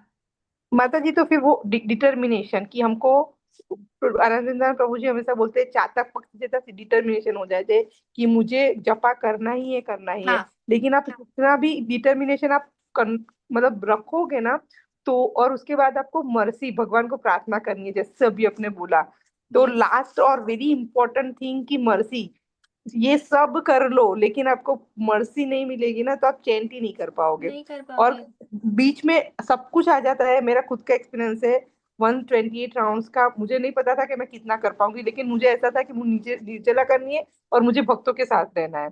तो बस मेरा यही गोल था। तो मैं उर्वी माता जी और ज्योति माता जी इंटरनल कॉन्टेक्स्ट में भी थे, वहाँ ग्रुप में भी साथ में थे। तो इतना इतना अमेजिंग एक्सपीरियंस था। एक टाइम हुआ 12 बजे मुझे इन सबके लिए प्रसाद बनाने के लिए खड़ा होना पड़ा, तो बहुत अच्छे से हो रहा था। फिर एकदम से निवान ने मेरे साथ झगड़ा किया तो मैंने गुस्सा कर दिया उस पर। फिर 10 मिनट के बाद मुझे ऐसे रियलाइज हुआ कि क्या मतलब मेरा ये 12 बजे तक माला करने का, कि मैं उस पर गुस्सा हुई। ये तो मेरी ड्यूटी और मुझे करना है। मैंने तुरंत उससे माफी मांगी, मैंने उसको सॉरी बोला। फिर 2-3 घंटे बाद दोनों ने झगड़ा स्टार्ट कर दिया। मैंने बोला भगवान मेरे में कोई ताकत नहीं है कि मैं उनसे कुछ भी डील करूं, बट मुझे चैंटिंग करना है। अगर मैं झगड़ी तो मुझे पानी चाहिए होगा, और पानी पीऊंगी तो मेरा निर्जला टूट जाएगा। जस्ट मैंने राधा रानी सामने थे, मैंने जस्ट उनको प्रेयर किया। माता जी नव्या ने 16 राउंड किया मेरे साथ। ओ। कि इंस्टेंट राधा रानी ने मुझे रेसिप्रोकेट किया। नेवान काफी महीनों से राउंड्स नहीं कर रहा है, सामने से आके उसने बोला कि मुझे भी 2 राउंड्स करने हैं। मैंने बोला बहुत अच्छा है, दो करो। हाँ। फिर सब कुछ मेरा काम, नव्या ने कपड़े ला के रख दिए, सब वो कर दिया। वो सारी चीजें कर दी जिसकी वजह से मैं निर्जला कर पाई। और 94 हुआ था, बट उस दिन मुझे 94 में इतना वो नहीं लगा, जो मुझे दूसरे दिन 16 राउंड में जो मुझे चैंटिंग में फोकस हुआ ना। हम्म। तो ये मेरा पर्सनल एक्सपीरियंस है कि मर्सी अगर नहीं होगी ना, यस। हर एक बीट में आपको मांगना पड़ेगा कि भगवान चाहिए चाहिए। आज यस। मुझे करना था 32 राउंड्स, एवरी सैटरडे संडे होता है मेरा। एक साल से 32 राउंड्स उनके साथ नहीं होता है। तो मेरी ऐसी इच्छा हुई ये 128 के बाद कि मुझे 32 करना है उनके साथ। हम्म। तो आप सोचो, कभी मैं अपना मोबाइल नहीं भूलती, कल मैं अपना मोबाइल नीचे भूल गई। और रोज मैं 3:30 बजे उठती हूँ, आज मैं 5 बजे उठी। 10 मिनट में तैयार होके, एक सेवा मुझे मिली है, सुबह एक माता जी को कॉल करना है, तो साथ हाँ। में कॉल किया। फटाफट बच्चों को उठाया, मैं 5:15 बजे बैठ गई। मैंने माता जी को रिक्वेस्ट किया कि मैं थोड़ा ऐसे काम करते करते करूंगी, तो बोला कि नहीं, प्रभु जी बहुत स्ट्रिक्ट है कि you can not do 2 work at a time. Yes. तो सम हाउ मैनेज करके 20, वो तो नहीं हुआ, लेकिन 3.5 घंटे उनके साथ रही मैं। बहुत बीच बीच में बहुत डिस्टरबेंस आया, उसी टाइम को जूम को अपडेट होना था, उसी टाइम को मेरा मोबाइल बंद होना था, सब कुछ उसी टाइम पे हुआ। लेकिन मुझे मन में ऐसा था कि मुझे करना है, मैंने सिर्फ ऐसा भगवान को बोला था कि मेरी इच्छा है। तो उन मुझे मैंने प्रार्थना भी नहीं की, मैंने सिर्फ इच्छा की। लेकिन उनकी मर्जी थी ना, इसलिए मेरा हुआ। नहीं तो मैं कुछ नहीं कर पाऊंगी भक्ति में, मेरा टिकना संभव ही नहीं। और जब से आप गए हो ना, तो उसके बाद तो पर्सनली सबका हुआ होगा, लेकिन मेरा तो ऐसा ऐसा हो गया ना कि मैं क्या करूं। मैं कुछ कर ही नहीं पाऊंगी, क्योंकि मुझे कांस्टेंट ऐसा छोटे बच्चों जैसा है, टोकते रहो टोकते रहो टोकते रहो। तो अभी आप मुझे नहीं टोकते ना, तो मैं हंसी माता जी को, ज्योति माता जी, उर्मिशा माता जी, उन सबका दिमाग खाती रहती हूँ कि नहीं हमको करना ही है, आप आ जाओ, ये करो वो करो। आप मुझे टोका करो। आप मुझे नहीं टोको। माता जी, क्योंकि मुझे पता है आपकी ऑलरेडी बहुत सारी सेवा है। मुझे मैं टोको। समझ सकती हूँ, टाइमिंग क्लैश होता है। तो बीच में कुछ था, तो मैंने श्याम प्रिया माता जी को भी किया मैसेज, तो उन्होंने मुझे पूरा अच्छे से गाइड किया। तो मुझे इतना अच्छा लगा ना कि आप ही ने मुझे उनको किया था कि उनके भी क्लास अटेंड किया करो। तो अभी मैंने सोचा है कि रेगुलर उनके टच में भी रहूंगी ना, तो इमीडिएटली अगर कुछ आंसर चाहिए तो मुझे यस। भक्ति के रिलेटेड मिल जाएगा, ऐसे यस। करके। यस। हर बार मैं ही बोलती रहती हूँ ग्रुप में, किसी को बोलने नहीं देती। प्लीज आप किसी को बोलना हो तो बोल सकते हो, सॉरी। नहीं हरे नहीं, अच्छा कृष्णा। आप कर रहे हो माता जी, आप कर रहे हो इसलिए आप अपनी रियलाइजेशन शेयर कर रहे हो। Nice. कम से कम आप यहाँ तो बोल रहे हो। ये बोलना क्या? चाहिए। आप यहाँ तो नव्या बोल रही थी ना कि आप नहीं बोल रहे, तो नहीं आप बोला यहाँ मैंने, तो बोल वहां रहे नहीं बोला। हो। यहाँ तो बोल रहे मुझे हो। मुझे थोड़ा थोड़ा मुझे ऐसा वहां बोलने में मुझे ऐसा लगा कि मैं बोलूंगी तो कोई क्या सोचेगा, और मैं आर्टिफिशियली बोलूंगी। और प्रभु जी ने स्ट्रिक्टली बोला था कि किसी को गुड़ी गुड़ी करने की जरूरत नहीं है, जो है वही बोलो। तो वो है, मुझे बीच में याद भी आया कि मैं कितनी खराब थी। जब शुरुआत में मैं भक्ति में थी, तो चैंटिंग करती थी ना, तो एक हाथ में माला और बच्चों कैसे उठाती थी, उठ जा उठ जा उठ जा। वो बहुत गलत था, वो बहुत गलत था। मुझे चैंटिंग बैग साइड में रखनी चाहिए थी और अच्छे से उनको उठाना चाहिए था। और अभी जो भी हो रहा है ना, that is because of me only, कि मैंने बहुत उनके साथ गलत किया है। तो अभी सुख वो है मैं माता जी। उसको रेक्टिफाई करने की कोशिश कर रही हूँ। नहीं माता जी, मैं बहुत खराब किया है मैंने, बहुत खराब किया है। मैं आज सुबह, और वो जब रियलाइजेशन सुन रही थी ना, वो रियलाइजेशन सुनते सुनते मुझे मेरे अनर्थास याद आ रहे थे कि इनकी हिम्मत तो देखो कि वो बोल पाते, मैं तो बोल भी नहीं पाती। और याद भी नहीं, लेकिन मैंने सोचा है सब अनर्थास मैं लिखूंगी। और जब भी मुझे नेक्स्ट टाइम मौका मिलेगा ना, तो मैं उनके साथ शेयर करूंगी कि आपके साथ जपा और करने के बाद मुझे क्या क्या बेनिफिट्स हुए, और मैं यस, कितना खराब थी ऑलरेडी, अभी भी खराब ही हूँ। लेकिन एक एक करके निकल रहा है, सब एक निकल एक एक रहा है, एक निकल करके वो निकल रहा है। आपको निकल। पता होता है कि हम खराब है, और रियलाइज होना अलग बात है। यस। मुझे पता है कि मैं खराब हूँ, मुझे तो अंदर से पता है, लेकिन वो रियलाइज होना ना, वो बहुत डिफरेंट थिंग है। और एक और चीज माता जी, अगर अगर आप नहीं भी शेयर कर पा रहे हो वहां पे हाँ, ऐसा, तो उसमें कोई प्रॉब्लम नहीं है, क्योंकि ये चीज भी क्लियरली बोली है कि एक भक्त अपना हृदय हर किसी के सामने नहीं खोल सकता, लेकिन कुछ कुछ भक्त ऐसे होने चाहिए जिनके सामने वो खोल सके। But it does not mean कि आप हर किसी के सामने खोलो। जाके खोलो कि मुझ में ये अनर्थ है, मुझ में ये अनर्थ है, मुझ में ये अनर्थ है, मुझ में वो। That is not recommended actually. ये शास्त्र में रिकमेंड भी नहीं है कि आप हर एक के पास जाके अपना, तो फिर आपका टाइम सिर्फ अपने अनर्थ में ही जाएगा। आपको अनर्थ से मैंने इंद्र प्रभु के उसमें सुना था, हमारे अनर्थ है वो तो है ही, हमें उस पे तो वर्क करना है, लेकिन अनर्थ के साथ अर्थ पे भी फोकस करना है। अर्थ मतलब कृष्ण प्राप्ति। पॉजिटिव। हाँ, कृष्ण प्राप्ति, कृष्ण प्रेम प्राप्त करना। तो अगर हम पूरा टाइम सिर्फ अनर्थ पे फोकस करेंगे तो हम अर्थ प्राप्ति के लिए, अर्थ प्राप्ति पे फोकस ही नहीं कर पाएंगे। क्योंकि अनर्थ ऐसी चीज है, जब हमारा भजन अच्छा होगा तो अनर्थ ऑटोमेटिकली वो निकलेंगे, वो निकलते जाएंगे। हमें रियलाइज हो रहा है ऑटोमेटिक, हाँ। कि अनर्थ है, हम अच्छा भजन कर रहे हैं, वो निकल रहा है। हमारा फोकस अनर्थ पे ज्यादा ना रह के हमारा फोकस कृष्ण पे ज्यादा रहना चाहिए। अगर कृष्ण पे फोकस रहेगा तो ये सारी चीजें एज ए बाई प्रोडक्ट निकलते रहेंगे। यस। लेकिन हाँ। अगर हम पूरा टाइम ऐसे कि ओके मुझ में ये अवगुण है, आज मुझे बस अभी मुझे पूरा यही करना है, ये करना है, ये, तो अभी अच्छा। रिसेंटली महाराज का लेक्चर था, ये गुरु महाराज का अटलांटा में। महाराज उससे समथिंग उनकी सीरीज आई है, फॉल डाउन, फॉल डाउन की सीरीज बहुत अच्छी है, सुनना हाँ चाहिए। हाँ हाँ। उसमें एक लेक्चर में महाराज बोल रहे थे कि कभी कभी हम इतना ज्यादा अपने अनर्थों पे या अपने अवगुणों पे इतना ज्यादा कि फिर हम सारी भगवान की सेवा छोड़ के, सब कुछ छोड़ के हम बस वही सोचने बैठ जाते हैं। तो महाराज ने बोला just get up, we know we are fallen, we know we have so many अनर्थास, so just get up and do service, when you will do service you will get mercy and this अनर्थास will go away. सिर्फ हमारे सोचने से नहीं निकलने वाले हैं वो, उसको निकालने की विधि तो भगवान की कृपा है। भगवान की कृपा तब मिलेगी जब हम भगवान की सेवा करेंगे या अच्छा भजन करेंगे। तो एक बार देखना कि ठीक है मुझ में ये सारे अवगुण हैं, मुझ में ये सारी प्रॉब्लम्स है, मुझे इन सब से डील करना है।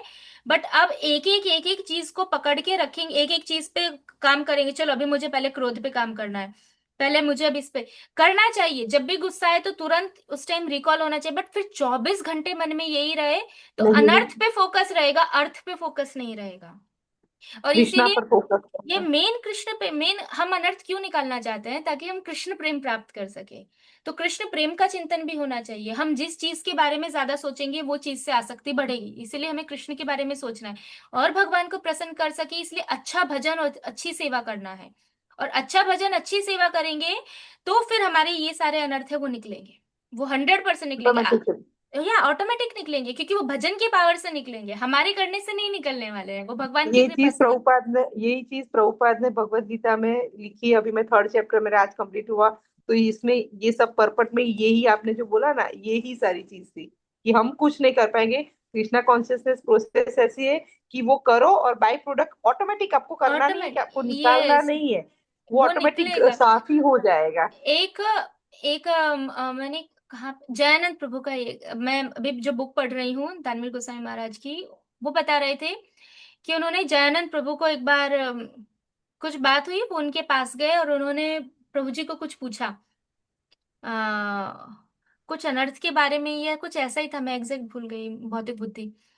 तो उसमें जयानंद प्रभु ने बोला मेरे पास इतना टाइम ही नहीं है कि मैं ये सब सोच सकूं, because he was 24 hours engaged in सेवा। वो इतनी सेवा में बिजी रहते थे कि उनको भगवान की सेवा के अलावा कुछ और सोचने का टाइम ही नहीं रहता था। तो हमें अपने आप को भगवान के भजन में, भगवान की सेवा में इतना बिजी रखना है कि हम अपने अनर्थों को मौका ही ना दे कि वो बाहर आए। और भजन अच्छा होगा तो वो अनर्थ बाहर आने से पहले वो धीरे धीरे धीरे धीरे वो रिमूव होते रहेंगे, निकलते रहेंगे अपने आप। इसलिए आप ऐसा मत सोचो कि आप नहीं बोल पाए। वो हर कोई नहीं बोल पाता और हर किसी के सामने बोलने की भी आवश्यकता नहीं है। सिर्फ लिमिटेड भक्त होते हैं जिनके सामने हमें हमारा हृदय खोलना चाहिए, हमारे दोष जो है वो बताने चाहिए, और फिर वो दोष पे चर्चा करनी चाहिए कि ठीक है मुझे ये प्रॉब्लम है, मैं कैसे डील कर सकता हूँ। तो हम अपनी भजन अच्छा करो, अपनी सेवा बढ़ाओ, तो वो डील हो सकता है। बट वो हर भक्त, क्योंकि जिसके साथ हमारा हार्ट टू हार्ट रिलेशन होता है हम सिर्फ उनके साथ रिवील कर सकते हैं। बाकी सब भक्तों के साथ हरे कृष्णा, प्रणाम, उनकी रिस्पेक्ट करना, जनरल कभी डिस्कशन हो वो, बट पर्सनल डीलिंग्स शास्त्रों में भी रिकमेंडेड है। आचार्य बताते हैं that should be with few devotees. क्योंकि तो आप वो अपना हार्ट, अगर आप 10 लोगों के साथ हार्ट रिवील कर रहे हो तो आपको 10 एडवाइस मिलेगी। अब आप 10 एडवाइस में आप कौन सी फॉलो करोगे, आप कंफ्यूज हो जाओगे, आप उस पे से ऊपर ही नहीं निकल पाओगे, और फिर अब वही के वही। इसीलिए जस्ट फ्यू डिवोटीज। उसमें, हाँ, उसमें प्रभु जी ने सिर्फ अपना एक्सपीरियंस शेयर करने के लिए बोला था, लेकिन सब अपना, अपने अपने दुर्गुण ही सब अपने बता रहे थे कि मेरा ये, मेरे को ये बेनिफिट हुआ, ये सर निकल रहा है, ये निकल रहा है, ये निकल रहा है। तो उसके साथ साथ मुझे मेरा अपना दिख रहा था कि मैं भी ऐसी हूँ, तो मैं भी ऐसी हूँ। दैट इज पॉजिटिव, आपको रियलाइज हो रहा है, आपको ये नहीं हुआ कि अच्छा ये तो ऐसी है, ये ऐसे है प्रभु जी, ये ऐसे थे, ये ऐसे थे। वो नहीं हो रहा, आपको ये हो रहा है अगर कि मुझ में ऐसा है, मुझ में ऐसा है, तो that is realisation, you are realising it, आपको पता चल और रहा है मुझे तो कि। ऐसा है कि मैं तो एक्चुअली आपके अलावा किसी के साथ बहुत कम शेयर करती हूँ। आपको पता है कुछ भी होता है, जितना भी टाइम लग जाए, आप बहुत ज्यादा बिजी हो, कुछ भी तो मैं लिख देती हूँ कि प्रायोरिटी है, कि आप देख लेना। फिर भी आपको, मुझे पता है बिजी है, फिर भी मैं आपका दिमाग खाती हूँ।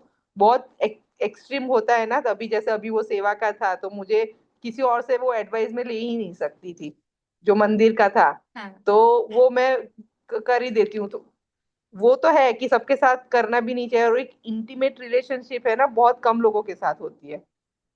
वो और होता है दूसरा, माता उस जी। ग्रुप में और एक बेनिफिट दूसरा मुझे ऐसा लगा कि वो पर्सनल ध्यान रखते हैं। हाँ, 400 से 500 डिवोटीज रोज ज्वाइन होते हैं माता नहीं जी। वो बहुत अच्छा उसमें है से माता जी। प्रभु जी को पता होता है कि ये माता जी उठ के गए। हम्म। माता जी क्यों गए, उनको माता जी को बोलो आ जाए, उनका बेटा आगे क्यों बैठा है। तो हम्म। वो मैं क्या हूँ, और वो कितने उन्नत डिवोटी है, यस। और वो मेरे जैसे भक्त का भी ध्यान रख रहे हैं। तो हम्म। मैं एक्चुअली बहुत फॉर्चुनेट हूँ राधा रानी को, कि मुझे ऐसे यस। ग्रुप में डाला, कि आप तो हो ही, लेकिन रेगुलर जिनके साथ यस। मैं जपा कर सकती हूँ, क्योंकि नहीं यहाँ पर जरूरी तो है कुछ माता है ही जी, नहीं। जरूरी है, जरूरी है। मैं खुद यहाँ पे, मैं घर पे हूँ, मंदिर नहीं है, लेकिन मैं ऑनलाइन, कुछ भी हो मुझे ऑनलाइन यहाँ पे, हम सिर्फ दो लोग हैं, मैं और एक और लड़की है, अक्षिता, वो भी दूसरे स्टेट में है, दूसरी सिटी में है, इसे मिजोरी स्टेट में। She is also very very sincere devotee, very sincere devotee. और कि वो बहुत इंटेलिजेंट है, शास्त्रिकली शी इज वेरी इंटेलिजेंट। तो अभी मैंने उसको वेणुगोपाल प्रभु के लेक्चर्स भेजे थे, और वो शी इज लाइक, माता जी मुझे ये कभी पता ही नहीं था ये सब होता है, ये इतनी सारी, क्योंकि वेणुगोपाल प्रभु ही इज माय शिक्षा गुरु, तो मैं उनका मैं पर्सनली बता सकती हूँ, बोल सकती हूँ कि मेरी लाइफ में पिछले 4-5 साल से सारे रियलाइजेशंस, मैक्सिमम, नॉट सारे बट मैक्सिमम रियलाइजेशन, हर एक चीज को देखने का पर्सपेक्टिव ओनली वेणुगोपाल प्रभु। मैं एटर्नली इंडेप्टेड हूँ उनको, कि वो मुझे एज ए शिक्षा गुरु मिले, और मुझे उनकी सेवा करने का, और वो उनके वो नॉलेज जो वो दे रहे हैं, वो मौका मिला।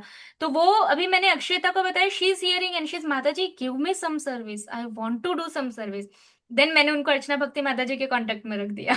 अब अर्चना भक्ति माता जी ने उनको सेवा दी है लेक्चर ट्रांसक्राइब करने की। तो हरि बोल। तो हम दो लोग सुबह मंगला में होते हैं, और स्पेशली टेम्पल डिवोटीज वो जूम ऑन करते हैं हम दो लोगों के लिए। हम दोनों ओ, जूम पे होते हैं, हम मंगला अटेंड करते हैं साथ में, घर पे और ऑनलाइन दोनों। फिर पूरा मॉर्निंग प्रोग्राम, उसके बाद साथ में जपा, महाराज भी होते हैं जपा में, महाराज भी बैठ के 2 घंटा जप करते हैं, डेली महाराज का दर्शन होता है, दानवीर गोस्वामी महाराज का। फिर उसके बाद भागवतम क्लास, सब कुछ। फिर भागवतम क्लास में उनको पता है ये हम श्लोका रिसाइट करते हैं, तो जब सबके श्लोका रिसाइट, यहाँ पे ऐसा है कि कोई दो दो तीन लोग नहीं, जितने भक्त हैं सब श्लोका रिसाइट करते हैं भागवतम क्लास में। फिर ऑनलाइन की बारी आती है तब हम लोग भी रिसाइट करते हैं। तो बहुत हाँ। लाइव क्लास रहता है वो, हमारे रियलाइजेशन सब कुछ, वो सब कुछ ऑनलाइन। तो मुझे मुझे ऐसा ही है कि मैं मंदिर के साथ हूँ, इसलिए मुझे अभी आरवीसी टेम्पल से मुझे बहुत अटैचमेंट है। अब मैं यहाँ से अगर जाने का सोचूं ना, तो मैं अब यहाँ से नहीं सोच सकती, क्योंकि मैं यहाँ टेम्पल से और यहाँ के भक्त और यहाँ का कनेक्टेड मेरा, होते हैं। या मैं यहाँ पे कनेक्टेड हो गई हूँ। तो इसलिए जरूरी है आपको कोई ना, फिर शाम को वापस गौर आरती का टाइम होता है, मैं ज्वाइन हो जाती हूँ, शाम को मैं अकेली ही होती हूँ Zoom पे। तो पूरी गौर आरती, और फिर 7:45 to 8:30 daily Bhagavad Gita class. तो ये मेरा फिक्स शेड्यूल है, मैं टेम्पल के साथ साथ मुझे मेरा शेड्यूल मैं यहाँ पे मेंटेन करती हूँ, इसलिए क्या, ताकि मुझे रहे, मैं लाइव भक्तों के साथ हूँ, तो मैं रहती हूँ, तो मुझे लगता नहीं है कि मैं मंदिर के पास नहीं हूँ। क्यों? क्योंकि मैं डेली लाइव उन लोगों के साथ जुड़ी हुई हूँ। तो ये जरूरी है। अगर आप लाइव भक्तों के साथ नहीं जुड़े हो, या मतलब ऐसे मंदिर नहीं जा रहे हो, या नहीं, तो भक्ति करना डिफिकल्ट है, डिफिकल्ट हो जाएगा, बहुत डिफिकल्ट हो जाता है। मुझे तो पर्सनली, मुझे तो चाहिए, मैं भक्त, मैं सब में, मुझे सब चल, ये मैं क्या कर रही हूँ स्क्रीन पे, मुझे सब चल जाएगा, लेकिन डिवोटीज के बिना नहीं चलता, मुझे भक्त तो चाहिए। मंदिर होगा नहीं चलेगा, डिटीज होंगे नहीं चलेगा, but devotees I need at any cost, devotees तो चाहिए। एवरीबody needs हरे devotees. कृष्णा Without दीदी। devotees, yes, हाँ। अस्सी माता जी। हाँ दीदी, वो आपने कहा ना कि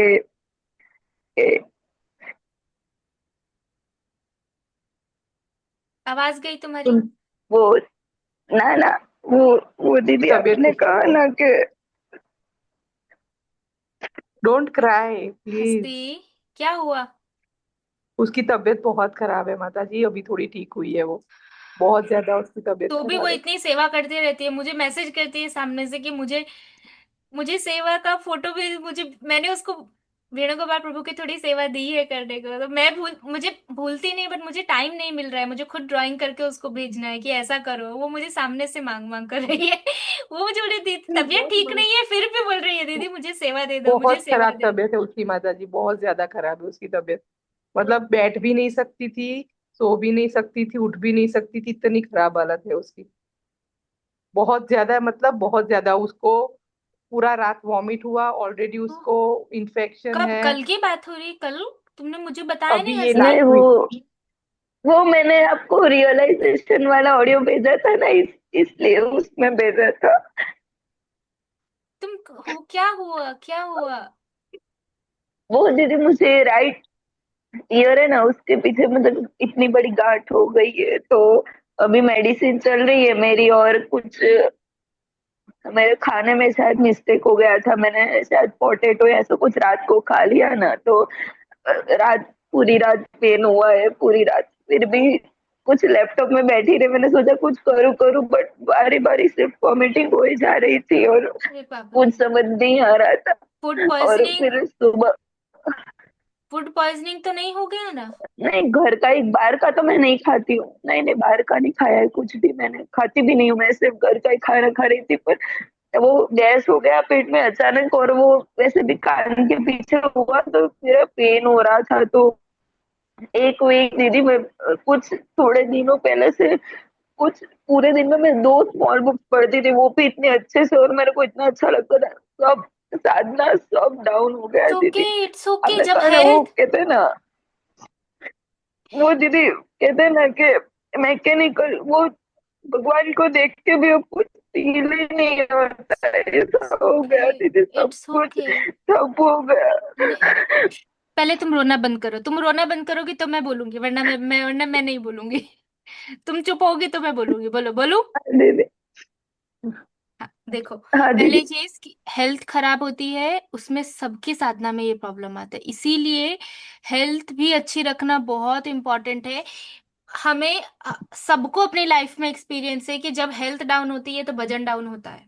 और वो होगा क्यों? क्योंकि हम अभी वो हम षड गोस्वामी तो है नहीं कि हमारे शरीर में कुछ भी होता रहे और हम हमें उसका अफेक्ट ना हो, अफेक्ट होता ही है, 110% होता है।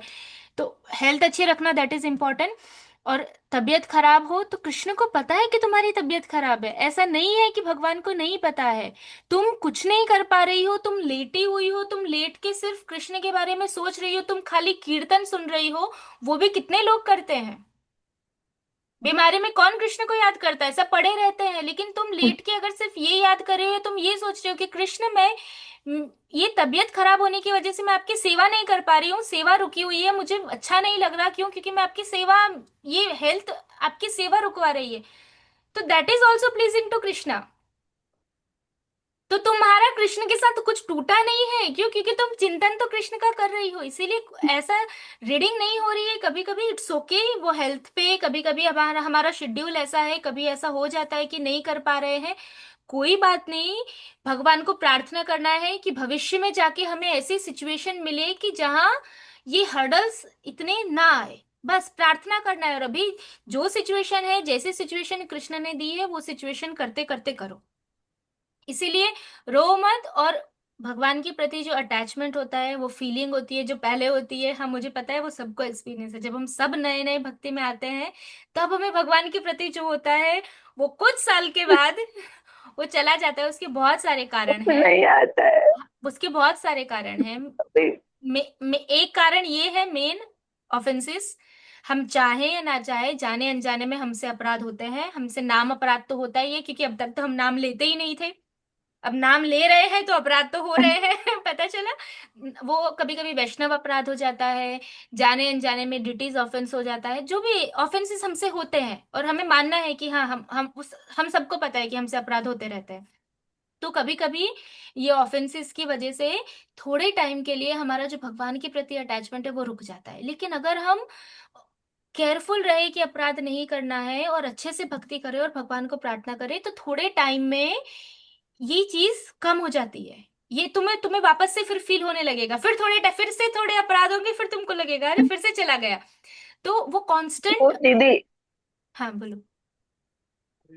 वो फ्लक्चुएट होता है ना, वही होगा। अच्छा नहीं लगता। ऐसा होता है कि भगवान फ्लक्चुएट। एक स्थिर मन से आपकी भक्ति कब होगी ऐसे, रुचि। रु क्या निष्ठा। सॉरी। कंप्लीटली आप में ही सिचुएटेड है। निष्ठा।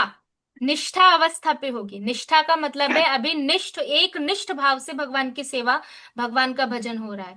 उससे पहले श्रद्धा, साधु संग, भजन क्रिया, अनर्थ निवृत्ति, ये स्टार्टिंग के ये सारे लेवल पे भजन फ्लक्चुएट होगा। माधुर्य कदम्बनी में क्लियरली विश्वनाथ चक्रवर्ती ठाकुर बोलते हैं भजन फ्लक्चुएट होगा।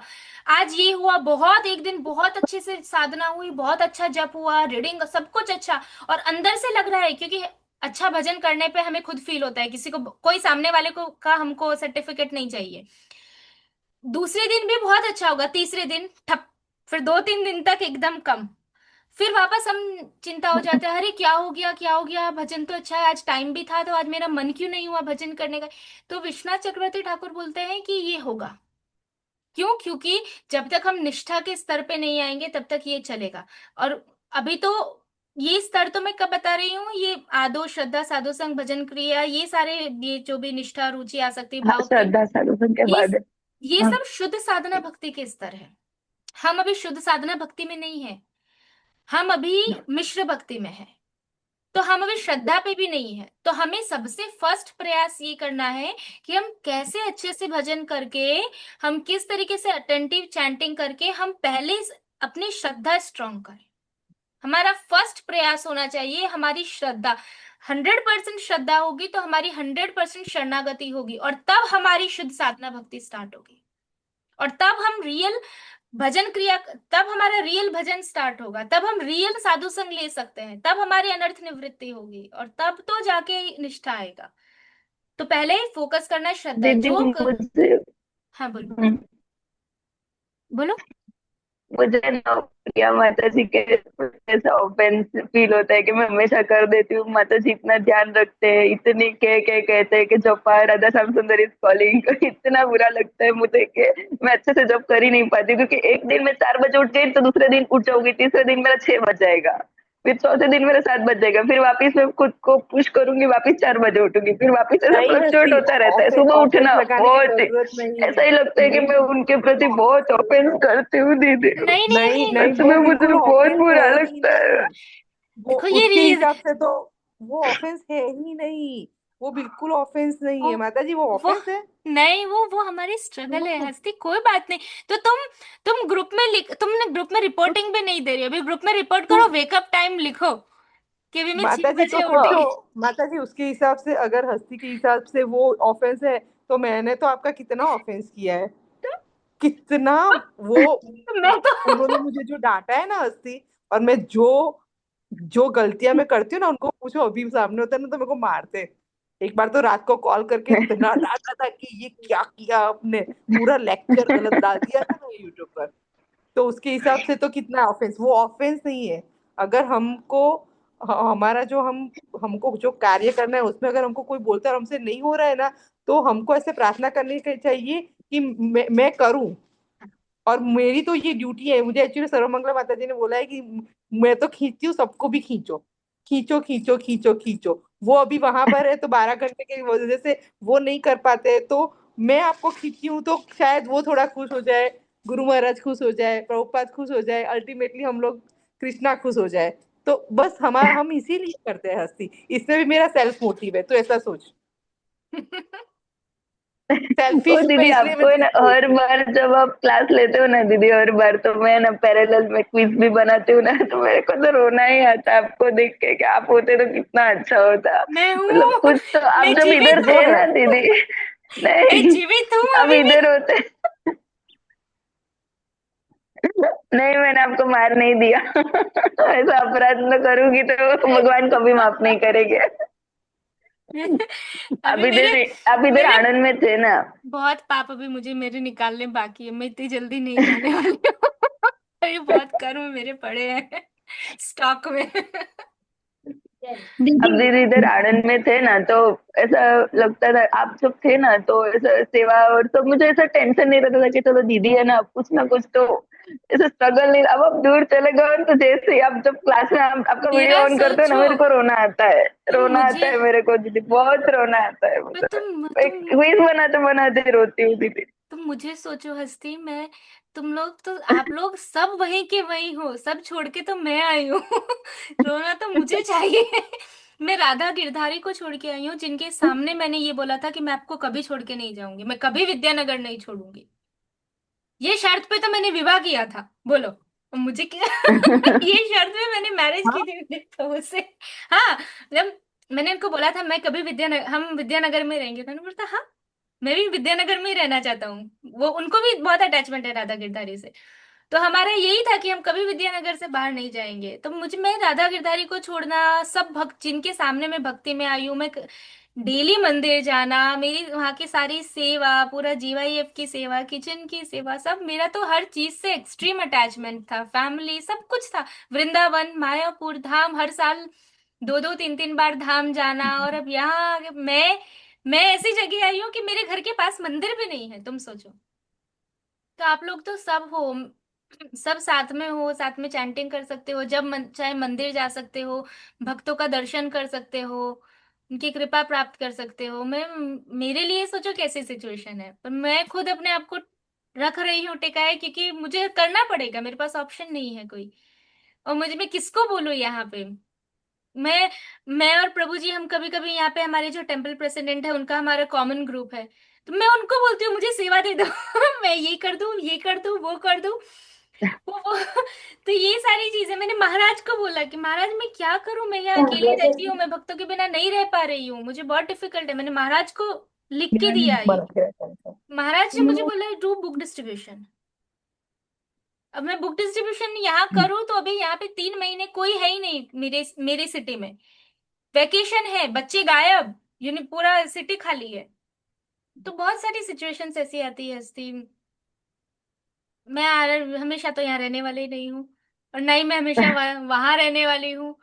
तो हो सकता है तुम मुझसे पहले गोलोक चली जाओगे, तो तुम जाके एटलीस्ट रिकमेंड कर सकती हो कि यहाँ पे ना दीदी, दीदी, आप यहाँ पे अपने दीदी को ले आओ, तो शायद तुम्हारे रिकमेंडेशन से मुझे वहां बुला ले। आप तो दीदी, फिर आप जाओगे तो शायद मेरी भगवान हमें देखेंगे, वरना चांस ही नहीं है। मेरी मैं मेरे सारे गुण ये अगर आप देखूं क्या अभी, बोल रहे हो दीदी? मैं अगर मेरी सारी क्वालिटीज देखूं तो 1% भी चांस नहीं है, वन, नॉट इवन 1%। अगर मैं तो मेरी फिर क्वालिटीज मेरा अभी तो कुछ देखूं, भी नहीं है दीदी, हमारा ऐसा तो कुछ भी नहीं है। ऐसा नहीं, हमारा तो बिल्कुल ऐसा जीरो। नहीं होता माता जी, ऐसा ऐसा नहीं बिल्कुल होता नहीं है। है। मैं, मुझ में जो अवगुण है वो जरूरी नहीं है आप लोगों में हो। आप लोग बहुत अच्छे से भजन करो, और कोई कोई जीव ऑलरेडी पहले से सुकृत जीव है, और वो अच्छे से चैंटिंग कर रहा है, तो उसके अनर्थ पहले निकल जाएंगे, उसका वो पहले भगवत धाम जा सकता है। ऐसा नहीं है कि कोई, जो हम जिनसे सुन रहे हैं, या वो ही पहले जाएंगे और तभी सुनने वाले, ऐसा कोई रूल नहीं है शास्त्र में। तो ये है, इसीलिए इसके तो दीदी प्रमाण है, कितनी बार गुरु अपने शिष्य को बोलते हैं, कि प्रभुपाद ने भी बोला है कि अगर आप चाहो भगवत धाम तो मुझे रिकमेंड करना, इस तरह प्रभुपाद ने, या किसी और प्रभुपाद ने इस सिमिलर कोई सेंटेंस बोला है, एग्जैक्ट ये नहीं, बट ऐसे एग्जाम्पल्स है। दीदी आप आपको मुझे एक ऑनेस्ट बात बतानी है कि कभी कभी आपको पता है ना, मेरे एनवायरनमेंट, मेरे आजू बाजू का, तो मुझे हमेशा फोर्स किया जाता है इंटरनल भक्ति के लिए। जैसे आपने कहा ना कि एक्सटर्नल से इंटरनल आता है, तो वो चीज तो मैंने भी सोची कि जब मैं मैथ्स में, जब मेरे को ऐसे बड़े बड़े 4 मार्क्स के याद करना, तो जब मैं लिख लिख के याद करती थी, तब मेरे ब्रेन में वो, मेरे को ऑन अ सडन जब मैं याद करूँ तो मेरे माइंड में आते थे, क्योंकि पहले मैंने एक्सटर्नली प्रैक्टिस की थी, अब मुझे इंटरनल याद हुआ। तो दीदी अभी मैं ऐसे हॉस्पिटल गई थी ना, तो वो जो डॉक्टर थे ना, ही वॉज स्वामीनारायण। तो उन्होंने मुझे कहा कि ये सोलह करती हूँ, इसको मैं जाती हूँ। मैंने कहा हाँ, क्योंकि वो मैं हैंड में वो काउंटर लेके गई थी, मेरी 16 राउंड खत्म हो गया, मैं डेली 20 करती हूँ, कुछ भी हो जाए, चार ज्यादा करने के। तो हम्म। मैं हाथ में कर रही थी, तो मेरा लिपसिंग होता है ना, क्योंकि अब सब बात कर रहे हैं अंदर हॉस्पिटल में, तो मैं बोल नहीं सकती। तो मैं हम्म। लिपसिंग कर रही थी, तो उन्होंने कहा कि तुम लिपसिंग करती हो तो मुझे डिस्टर्ब हो जाता है, ऐसे बाहर की भक्ति नहीं करनी चाहिए। उन्होंने मेरे इतना ब्रेन पे मेरे को जोर दे दिया, इतना जोर दे दिया, तो मैं मेरे माइंड से एक वो स्ट्रीम पास होती है ना दीदी, ऐसे, तो मेरे माइंड से स्ट्रीम पास हो गई कि क्या ये सब मैं कर रही हूँ वो सही है। मतलब ऑन अ सडन डाउट आ गया। अब मैं सोच भी नहीं सकती। श्रद्धा। और फिर 2 सेकंड हुआ, फिर मैंने राधा रानी से प्रे किया, I am very sorry Radha Rani, जो भी मुझे मिला है वो बहुत बहुत फॉर्चुनेट हूँ, बहुत ही मैं फॉर्चुनेट हूँ कि आपने, आपकी वजह से मेरे को कृष्ण भक्ति प्रेम ये क्या है ये सब मेरे को समझ आ रहा है। मैं ऑब्वियस है, मैं वो सिचुएशन तक पहुंच नहीं गई, पर मेरे को समझ आ रहा है जस्ट बिकॉज। और मैं इतनी फॉर्चुनेट हूँ कि मैं 17 की एज में मैं भक्ति में आई हूँ। फिर भी दीदी मेरे को ऐसा लगता है कि मैं कितनी पापी हूँ, मैं इतनी लेट भक्ति में आई हूँ। और फिर दीदी ऐसा होता है ना, तब ऐसा होता है कि अब तो खत्म, अब तो कोई चांस ही नहीं है कि भगवान एक्सेप्ट करेंगे, क्योंकि इतना, मतलब इतना विचार आ जाना कि क्या ये सब कर रही हूँ वो सही है, मतलब इतना सारा माया देवी प्रेशर है, माया देवी इतना टेस्टिंग करते हैं ना दीदी वो पॉइंट पे, कि एक सेकंड था ना वो दीदी, ऐसा लगा कि अब यमराज अब आप ही ले लो, एक काम करो आप मेरे को मारो, मैं वही वही वही मैं उसी के लायक हूँ। मैं ये सब, ये अच्छी चीज की मैं लायक ही नहीं, वैसा हो जाता है दीदी। कहते ऐसा टेस्टिंग होता है दीदी कुछ कुछ। इसीलिए इसीलिए मैं बोलती हूँ कि हम सभी अभी श्रद्धा के लेवल हम्म, पे नहीं है। इसीलिए मैंने कहा कि सबसे फर्स्ट पॉइंट है yes, श्रद्धा। और श्रद्धा का मतलब है शास्त्रीय श्रद्धा। कोई भी श्रद्धा नहीं। हम्म, क्लियर जीव गोस्वामी बताते हैं भगवत हम्म, संदर्भ में, श्रद्धा मतलब शास्त्रीय श्रद्धा। और शास्त्रीय श्रद्धा का कंक्लूजन है hmm, Krishna is the supreme personality of Godhead, हमें उनका भजन करना है, we are is eternal servant, हमारे जीवन का कोई और हम्म, उद्देश्य नहीं है, कृष्ण प्रेम इसे नहीं हाईएस्ट है। है, चैंटिंग ये सब कुछ है, ये सब है शास्त्रीय कंक्लूजन। तो इसमें 100% फेथ होना इज कॉल्ड श्रद्धा। तो वो श्रद्धा होगी यस। तब भक्ति की शुरुआत होगी। No doubts, no chance, no scope of hmm, संशय, कोई डाउट का संभावना नहीं होगी। तो इसीलिए मेंस हमारा, सबसे पहले हमें हमारी श्रद्धा स्ट्रांग करनी है। अच्छा भजन करके जब श्रद्धा स्ट्रांग होगी तब शरणागति हम्म, आएगी। शरणागति कब आएगी? आपको कांस्टेंट आपको किसी चीज में श्रद्धा ही नहीं है, आपको पता है कि हम चल रहे हैं रोड पे, हम अपना दूसरा पांव उठा रहे हैं, हमें पता है कि सामने जमीन है, इसीलिए हम अपना दूसरा पांव उठा के बिंदास चल रहे हैं। ठीक है, पता चला। हम शरणागति हुई ना, कि हमें पता है, हमें पूरी श्रद्धा है कि सामने मिट्टी है, इसीलिए हम सरेंडर हो गए कि ठीक है मैंने अपना पांव रख दिया। अभी अगर मुझे डाउटफुल हो, कोई बोल दे ये रोड पे कहीं भी गड्ढे हो सकते हैं और सब ढके हुए हैं और हमें नहीं पता, तो हम हमारा कॉन्फिडेंस नहीं आएगा, और हम बहुत देख देख के कि यहाँ पे कहीं गड्ढा नहीं है ना, यहाँ पे नहीं है, तो हम अपने आप को हाँ, सरेंडर नहीं कर पाएंगे, क्योंकि हमारी श्रद्धा ही नहीं है, हमें डाउट है। तो सेम के शास्त्र में हम कृष्ण को तभी शरणागत हो सकते हैं हंड्रेड हम्म, परसेंट जब श्रद्धा हो। इसलिए श्रद्धा पे काम करना सबसे फर्स्ट इंपॉर्टेंट चीज है। तब आगे, आगे बहुत जंप करना, वो सारी चीजें हेल्पफुल नहीं होगी जब तक श्रद्धा स्ट्रांग नहीं होगी। भक्ति हम्म, का एंट्री डोर ही श्रद्धा है। आप दरवाजे पे आप दरवाजे के ही अंदर नहीं जा रहे हो और कूद के मार रहे नहीं हो इधर है। आगे हो, पर आपको एंटर तो होना पड़ेगा ना, पहले आप एंटर होके कुछ कर सकते हैं और वो। दीदी जो श्रद्धा का लेवल है दीदी, वो आना मतलब उसके क्या मतलब सिम्टम्स, जैसे कि फर्स्ट तो गुरु कृपा होना, शरणागति। मतलब दीक्षा होना, नहीं, शरणागति, और हंड्रेड दीक्षा, परसेंट कृष्णा पे डिपेंडेंसी। दीक्षा होना इज नॉट श्रद्धा और शरणागति, दैट इज नॉट दीक्षा। मतलब गुरु की कृपा नहीं है तब तो हम कुछ कर ही नहीं सकते ना। वैष्णवों की कृपा से श्रद्धा आती है। हम्म, जो वैष्णव बार बार बोलते हैं ये है, ये है, ये है, ये है, ये है, तो तब वो हमारे मगज में उतरता है, उससे हमारी श्रद्धा, क्योंकि वैष्णव शास्त्र एग्जैक्टली। के अनुसार बोलते हैं। तो हम्म, वैष्णव की कृपा बहुत जरूरी है, उसमें भी उन्नत कोटि के जो उत्तम वैष्णव है, उत्तम अधिकारी, उनकी कृपा बहुत जरूरी है, उनकी कृपा बहुत चाहिए। हम्म, तो उनकी कृपा से हमारी श्रद्धा विकसित हो सकती है, शास्त्रों का गहन अध्ययन जय करना। माता जी। ये कुछ हम्म, पॉइंट्स है, गहन अध्ययन शास्त्रों का, वैष्णवों की कृपा। कहना जी। और उनकी, क्योंकि हम्म, वैष्णव जो बोलेंगे वो आप उस तरीके से हम्म, भजन करोगे तो आपको कृपा मिलेगी भगवान की, और तब श्रद्धा धीरे धीरे स्ट्रांग होगी। जब दृढ़ श्रद्धा होगी, हम्म, कैसे पता चलेगा दृढ़ हम्म, श्रद्धा है? तो हम्म, शरणागति। और शरणागति है या डिपेंडेंसी नहीं है, आपने कहा था। शरणागति है या नहीं है हम्म। वो पता चलेगी शरणागति के 6 लक्षण से। अब वो 6 लक्षण के बारे में तो पूरी पूरी क्लास फिर से स्टार्ट हो जाएगी। चलो, मुझे दो अब फिर से दो दीदी घंटे लेना हो गए। इस टाइम। हाँ दीदी। आज दीदी एकादशी है। वो दीदी आप आपकी दीदी हाँ आपको पता है ना कि मैं वो जो बाल गोपाल है, लड्डू गोपाल, उनकी मैं पूजा करती हूँ, उनकी हाँ। सर्विस करती हूँ। तो मैं अभी वो जो स्टेटस रख रही हूँ ना व्हाट्सएप में, तो कल मुझे एक फ्रेंड ने ऐसा बताया कि तू ये स्टेटस रखना बंद कर दे, क्योंकि अगर तू ऐसा करेगी तो तेरे लड्डू गोपाल को किसी की नजर लग जाएगी और वो चले जाएंगे तेरे पास से। तो क्या ऐसा सच होता है? कैसे? मेरा इंटेंस ये है, मैं इसीलिए रखती हूँ कि कोई मतलब स्टेटस सब देखते हैं आजकल। दर्शन हो, तो सबको दर्शन मेरे, हो भगवान के। हाँ, सबके दर्शन होते हैं, और किसी का भी मन लग जाए, कुछ भी वो नाम ले ले, कुछ भी कर ले, हाँ। तो मैं यस, इसीलिए रखती हूँ। तो रखना चाहिए, कोई प्रॉब्लम नहीं है उसमें। लड्डू गोपाल मतलब इसीलिए हम भी स्टेटस में भगवान की फोटो रखते हैं, दर्शन रखते हैं, ताकि कोई स्टेटस देखने के बहाने वो भगवान का दर्शन तो कर रहा है ना। हाँ, और 3-4 दिन पहले क्या हुआ दीदी कि मेरी मम्मी मेरे को डांट रही थी वीडियो कॉलिंग पे, और मैं उस टाइम पे सुबह में जॉब से आके मैं पूजा करने बैठी थी, और मैंने मतलब श्रृंगार कर लिया था, सब कुछ कर लिया था। जब मैं उनको नहलाती हूँ, उनके बाद में जब मैं श्रृंगार करती हूँ, तो मैं मेरे राइट पाँव पे उनको बिठा देती हूँ, और सब उनको वहां पे बिठा के सब मैं अच्छी तरीके से श्रृंगार और सब करती हूँ। और हम कैसे अपने बच्चों के साथ हम प्यार से हम उनको किस करते हैं, और हम कैसे करते हैं, हम लाड प्यार करते हैं, हम उनको हक करते हैं, मैं ऐसे करती हूँ उनके साथ। तो उस दिन मैंने नहीं किया, और उस टाइम पे मेरी मम्मी मेरे को डांट रही थी, तो थोड़ा मुझे गुस्सा आ गया, ऐसा सब हो गया। तो भगवान मेरे पाँव से गिर गए नीचे जमीन पे। और ये ऐसा पहली बार हुआ है कि मैं इतने टाइम से कर रही हूँ, पर ऐसा खुद कभी भी ऐसा नहीं हुआ है। जब मेरी नजर नहीं भी होती है, तब भी ऐसा नहीं होता है कि मैं वो नीचे जमीन पे गिर जाए।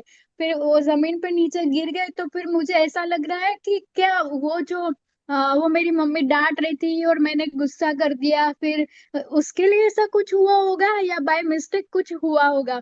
फिर फिर मैं बहुत रोई, बहुत रोई। फिर मैंने वस्त्र निकाल के वापस से उनको स्नान कराया।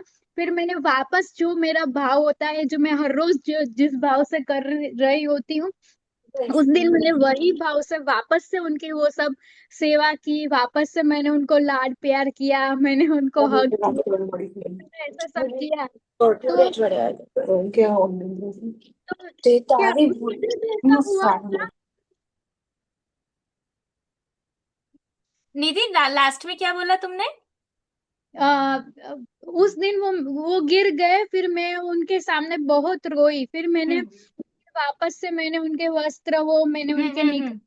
वापस से स्नान करवाया, वापस से वस्त्र अर्पण किए, वापस से श्रृंगार किया। और जैसा मैं लाड प्यार फिर से मैं हर रोज करती थी, मैंने ऐसे ही भाव से मैंने फिर से लाड प्यार किया, मैंने उनको हग किया। फिर हम्म। मैंने सब क्षमा मांगी कि पता नहीं है मेरे से क्या हो गया। और उस दिन तो मुझको इतना रोना आ गया कि वो मेरे हाथों से गिर गए। तो तो भाई इसका क्या कारण होगा? कुछ कुछ कुछ नहीं हंसती, कभी कभी वो निधि, कभी कभी ऐसा हम सेवा करते हैं तो ऐसा हो जाता है। देखो, जैसे कभी कभी पुजारी भगवान की सेवा करते हैं ना, तो वो भगवान की थाल लेके जा रहे हैं या कुछ भी, तो हाथ से गिर जाता है।